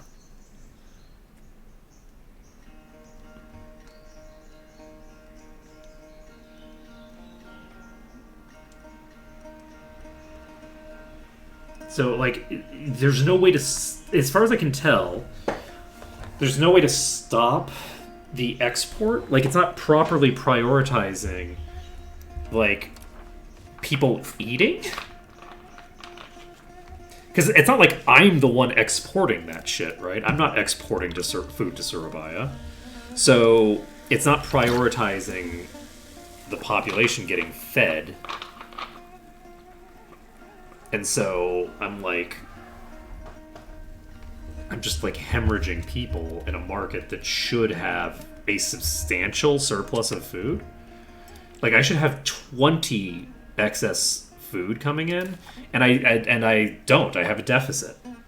And it's not a huge deficit, but it's a deficit that I don't know if there's a way that I can stop. Like, at all. So, that really sucks. Alright, so the fleets over here are doing their thing. It looks like they are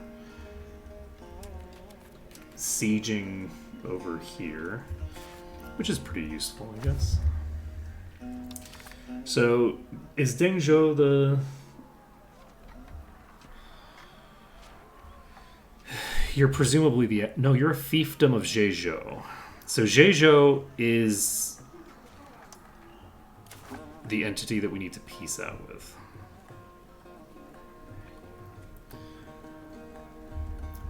And they are completely landlocked.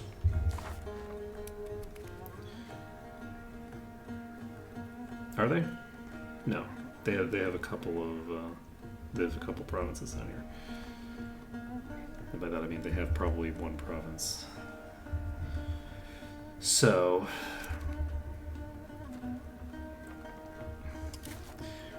I don't think that getting a little bit more blockade status is going to put this the other way before they end the sieges.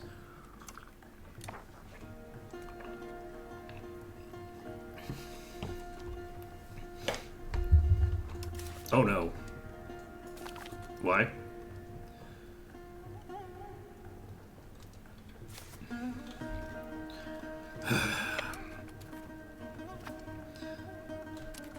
Oh god.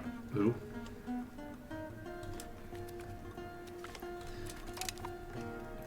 Okay.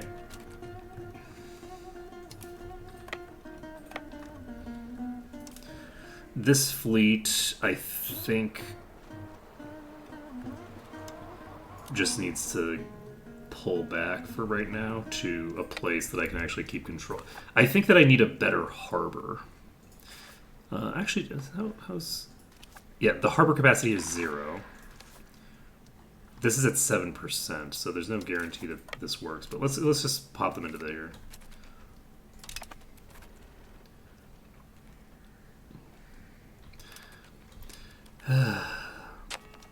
For now. Everybody wants to invite me to their independence movement, you know. All right, we have an excessive amount of money.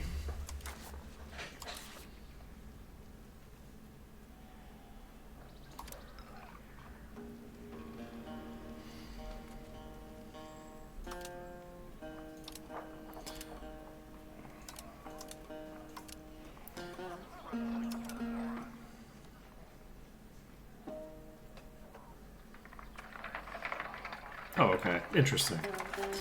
So, if we look at the Selenbao market, look at this situation. Woof.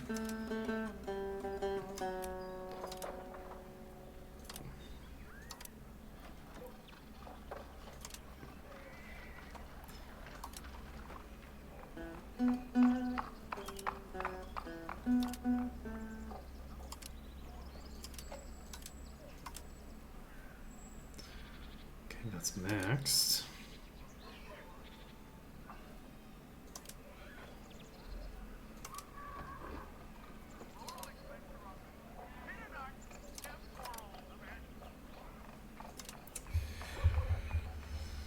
Let's see. Let's go to turn 8.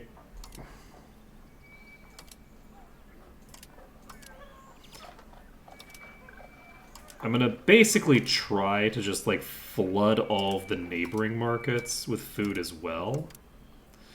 Because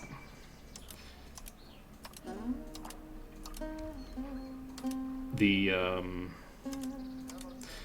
more food I have in other markets, hopefully the cheaper the entire region's food market gets. And if the entire region's food is just made a lot cheaper, I can hopefully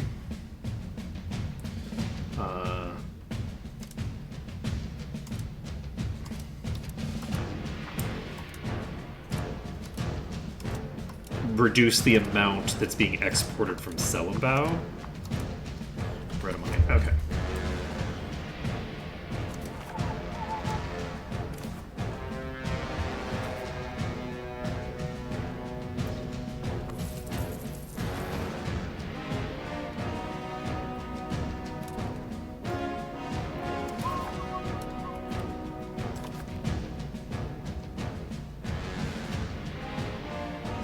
Yeah, there's nothing I can do to prevent them from taking control of everything up here. As an example, they shouldn't be able to take Lyon at all. This area should not be attackable by them. I guess maybe they could potentially get to here, but they shouldn't be able to even get there, probably. Either way, they shouldn't be able to take all of this shit, but again, the scoutages are broken for some reason. It's so annoying. I just want things to work.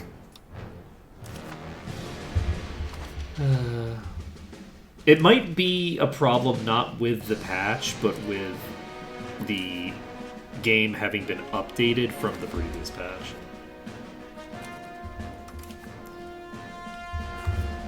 I still haven't fully recovered the troops, that's wild.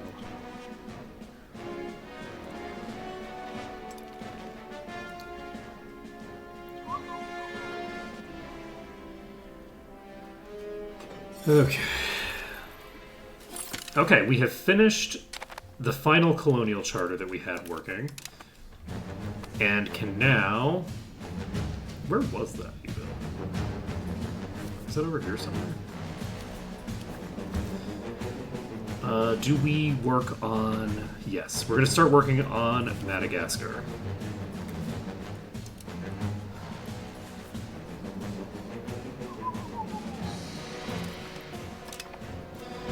And we will send people from somewhere.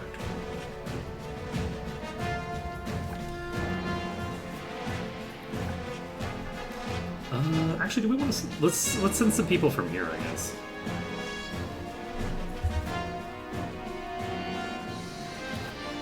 Yeah, we have a lot of people here. And apparently now... it won't matter as much.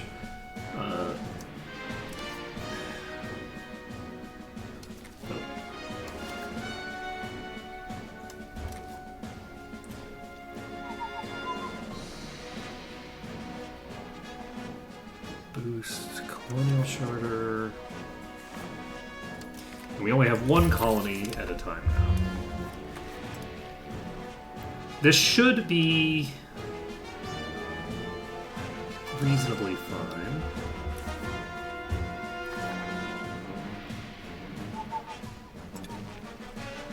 Really sucks that.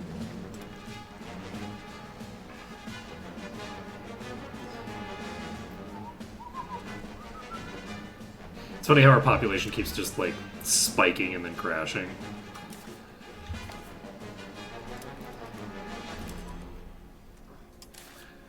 Okay.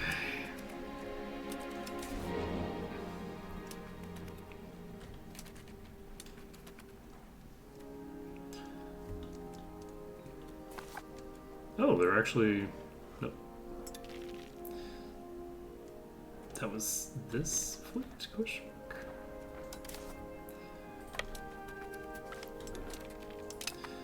Okay, pop right back in. Hopefully we tick before... Yeah, we do. So we should be able to recover those ships a little bit.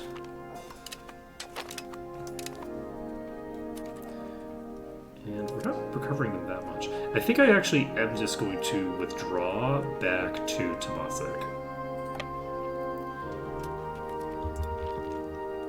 Because Temasek, I think, is my most built-up harbor.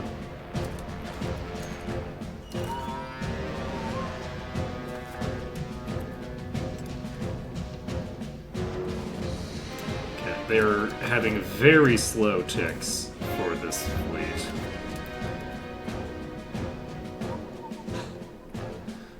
Nanchang seems to be pushing back Jeju at the moment.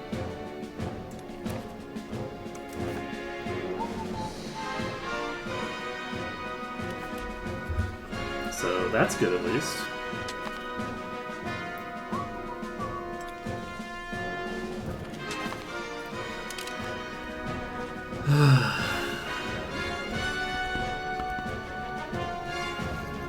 It's so funny how much of, like, the war is happening in China.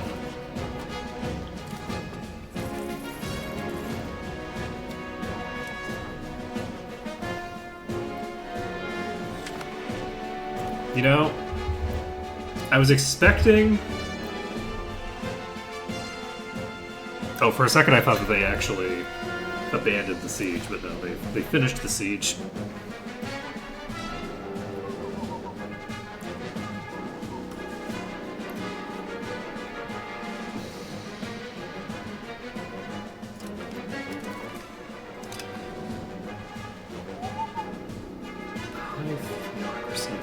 Okay, let's go ahead and improve our relations with... Oh. They have maxed relations right now? Okay, I guess we'll improve our relations with Brunei? Yeah, we haven't improved our relations with Brunei in a while. We can improve our relations with Tondo. Who else do we need to improve relations? Luwu, maybe? And... is Aru... Oh, I don't even remember seeing it. Alright. Okay, that might have been more diplomats than we should have sent out, but that's okay. So, hopefully Nanchang just wins on their side. If Nanchang wins on their front, we might actually be able to accumulate war score here. We have a decent bit of territory down here that they can capture, and obviously they're going to get the benefits of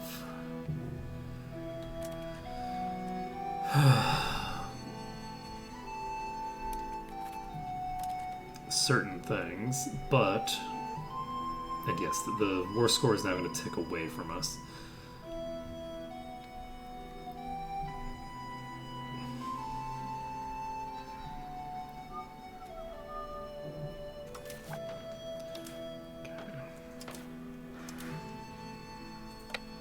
Just going to move this fleet here so that I don't forget about it.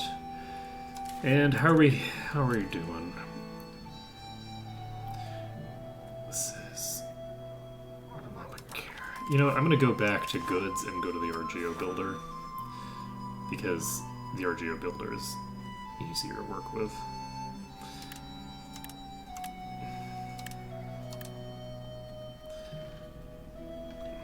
If I shift click this...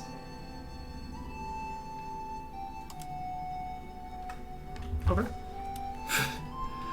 It consumed all of my money, so hopefully it did something useful with it.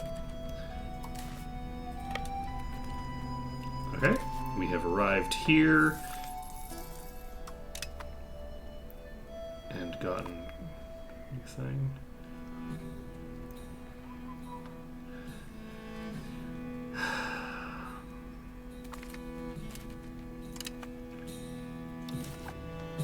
Okay, this caravel needs to be... This caravel's probably fucked. I don't think this caravel's getting out of here, you know. I don't think you're getting out of here alive, but gosh darn it, we're sure gonna try.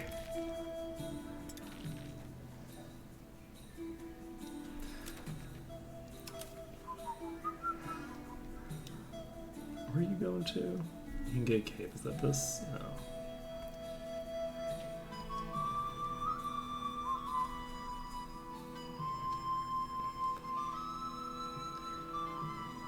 Yeah, let's just pop over here.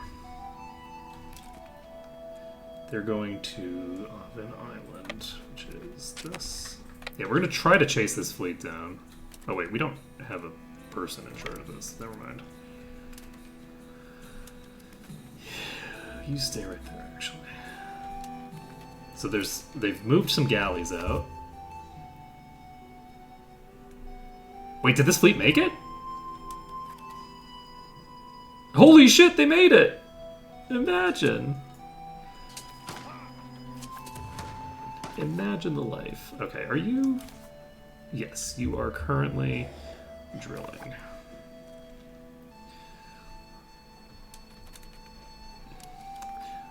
Drill, baby, drill, as they say. So, our finances are going pretty good. 1,052 now, huh? Okay, you know, I'll take it. However, this is fine. They've retreated over there. This fleet is just chilling here for some reason. Let's go wipe it out. I really have... Yeah, I was like, I really hope this isn't heavies. If this is heavies, I'm in trouble. Because I don't have a leader. Oh, never mind, I do. Wait, is this my trade fleet? This is my trade fleet, we're fine. I was looking at it from zoomed out, and the leader disappears if you're zoomed out. This is their heavies. We should intercept them here and hopefully wipe them. I would love to wipe out your Carracks, but I think these are newly built Carracks. So I don't think they're going to get wiped. Okay, maybe. Maybe they will, actually. Sure. Alright, we pop over here. We've wiped out their fleet again. How many ships do you have left? You still have one heavy. But that's not the only fleet in play. Jeju also has a fleet. So, they did not finish the siege. I believe they're just going back home to defend. So, as long as Nanchang defends itself successfully and just keeps punching anybody who shows up. Ooh, ghost ship. Tales of ghost ships have always been in the mouths and minds of sailors. Stories of spectral apparitions in the middle of the sea. Some members of the crew have seen a ghostly figure of a ship following their own way, coming in and out of sight and not being able to properly... Let's see. Okay, well, ghost stories are just nonsense, apparently. I feel like that was just the superior choice, but sure. So, innovative is now maxed. And they are going to start accumulating war score continuously here. And we unfortunately do not have a port to use because this... well, no, because they were the ones declared one. So no, the scootage would not have mattered in this context. Okay, so they just lost a huge battle, actually. The levies just, like, blew them apart. So we'll see how this goes. I don't know how things will go over there. I feel like they should have a more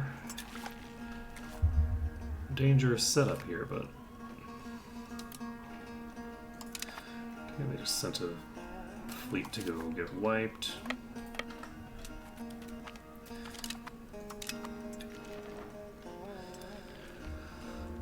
Let's see. We're basically waiting on... Okay, we don't need to wait on this ship. We're going to wait one more month. And then on that tick, we can send this fleet over to continue accumulating war exhaustion on Daiviet. My hope is that Daiviet has a decent bit of war exhaustion that hasn't been completely purged yet, but I think maybe... They have 0.18, so they've got a tiny bit, but they've basically been getting rid of it every month. We'll see if this month they even have more than they had last month.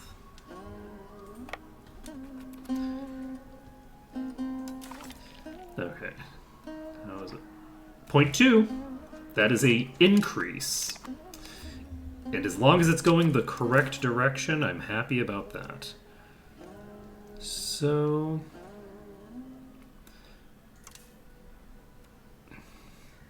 This is a full HP war galley. We'll just put you in here. This is 2 transports. We don't... Do we need these transports? We're getting pretty close, actually, to... Yeah, let's move these transports over. That's fine.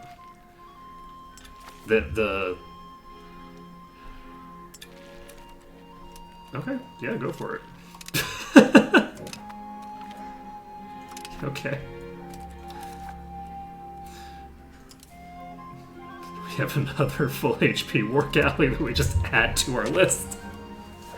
Our growing fleet sitting outside. Okay. We are nowhere near piecing them out, unfortunately. Can we piece out your ally anytime soon? If you have raised your levies. Okay, they're at minus 34, so we'll probably be able to piece them out before we piece out the others. You're sitting in Wu, but you're not. Please get out. Please don't starve your troops to death. Just chilling in Wu territory.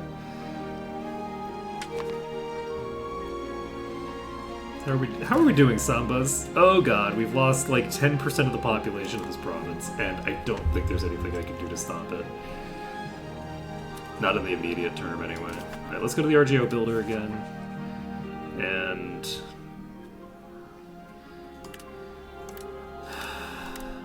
This is Lamakara. Let's go to... Let's go here.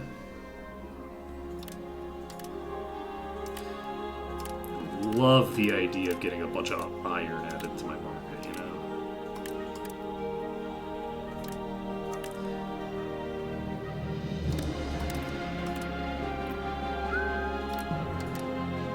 It occurs to me that migration attraction doesn't probably matter that much, because I think immigration only happens within a market.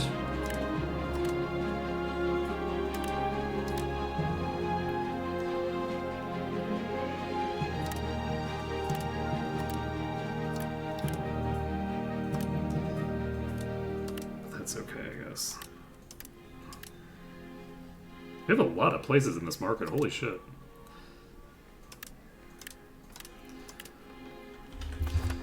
Okay.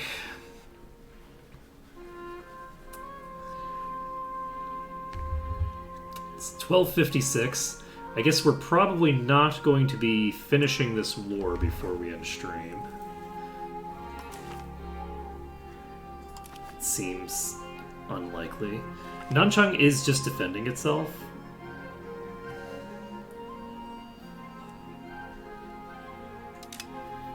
Okay.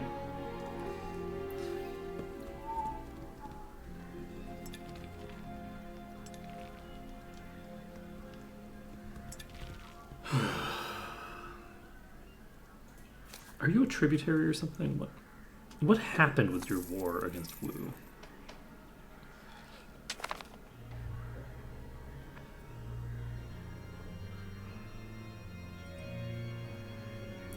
There's a very decent chance that I end up in a war with Wu sometime in the near future.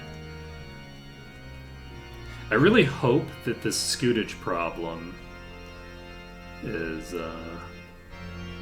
fixed. Because I hate that Martaban has its levies raised. Like, we've got so much of our economy going in a position we don't want it in. So, unfortunately, we're not getting a lot of war exhaustion here. We're getting a little bit every month, but, like... Oh, they have a thing here. I didn't even notice that. Okay, I should probably split one of these navies in half.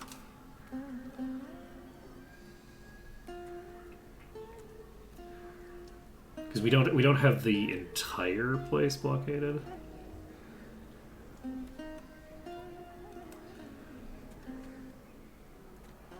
My concern is that I feel like there's going to be...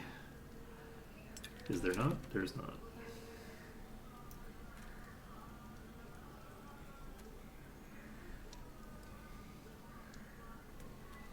Okay, we now have them fully blockaded.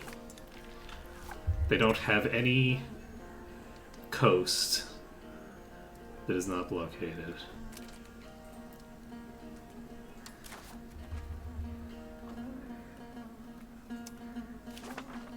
They're at minus 28 now. Their war enthusiasm is not high.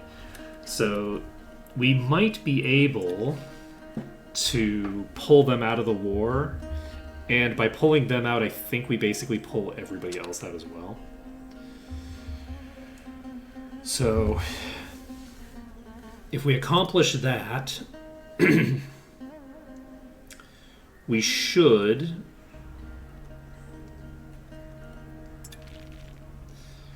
be in a reasonable position. We do have ticking war score working against us, but once we have pieced Jeju out, we will be in a better position. Do I want to increase my manpower? I should, because my manpower is barely moving the correct direction right now.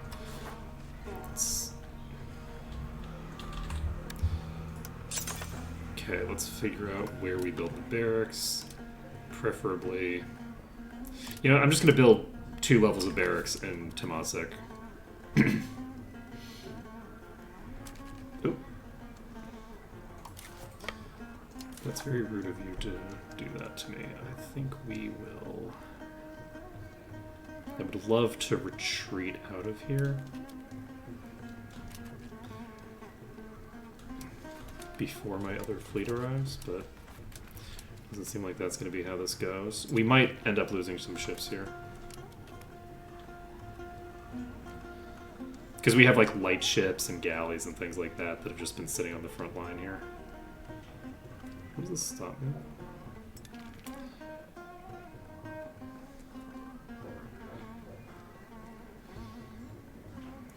Who is this? This is unfortunately not Jeju, I think. I think this is a... Yeah, this is Dengzhou. Okay, we have won a battle.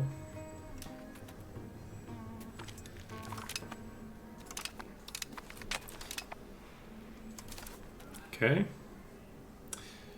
We have a bunch of battles popping up. Yeah, we are currently in a commanding lead in this fight. How effective do we think we're going to be against these?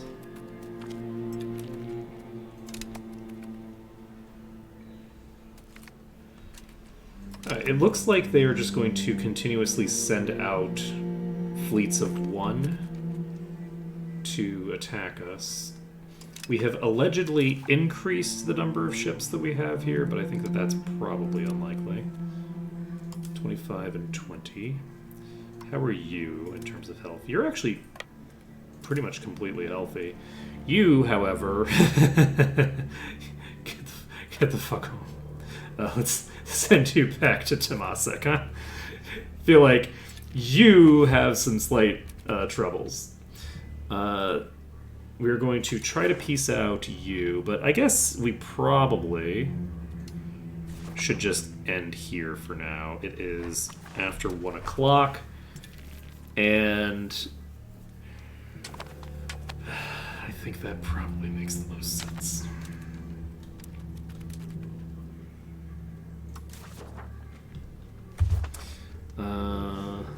Yeah, I think we end things here for now. So we have managed to survive the transition to the Rossbach patch. The Thingamajig mechanic has seemingly been like made almost completely irrelevant. It apparently doesn't do anything at all unless you activate a disaster. So even like it doesn't have like a scaling modifier that goes up continuously and gets worse and worse. It's like only a thing that matters if you have a disaster. It's very strange. I don't like they seem to have responded to the fact that everybody hated the idea with, instead of abandoning the idea, going, okay, well, we're still going to implement it, but it's functionally not going to exist. We're going to put the mechanic in the game and then deactivate it. So, but that seems to be fine for now. Things are going pretty well. It took a bit for our economy to get underway, but like the new economy seems to be working very well for us. The prices of everything have fluctuated. I assume what's happened over the course of the play that we were just doing is the prices kind of like gravitating to where they're supposed to be everywhere. And so our trade income has skyrocketed. All of the income is just through the roof. We're making so much money now. So we'll see what ends up happening. But I believe today is what, Wednesday? Today is indeed Wednesday. So next time we will be continuing this run. The run didn't explode. I'm shocked. And we will, beat back Diviet and then hopefully at some point stop fighting wars. Later, folks.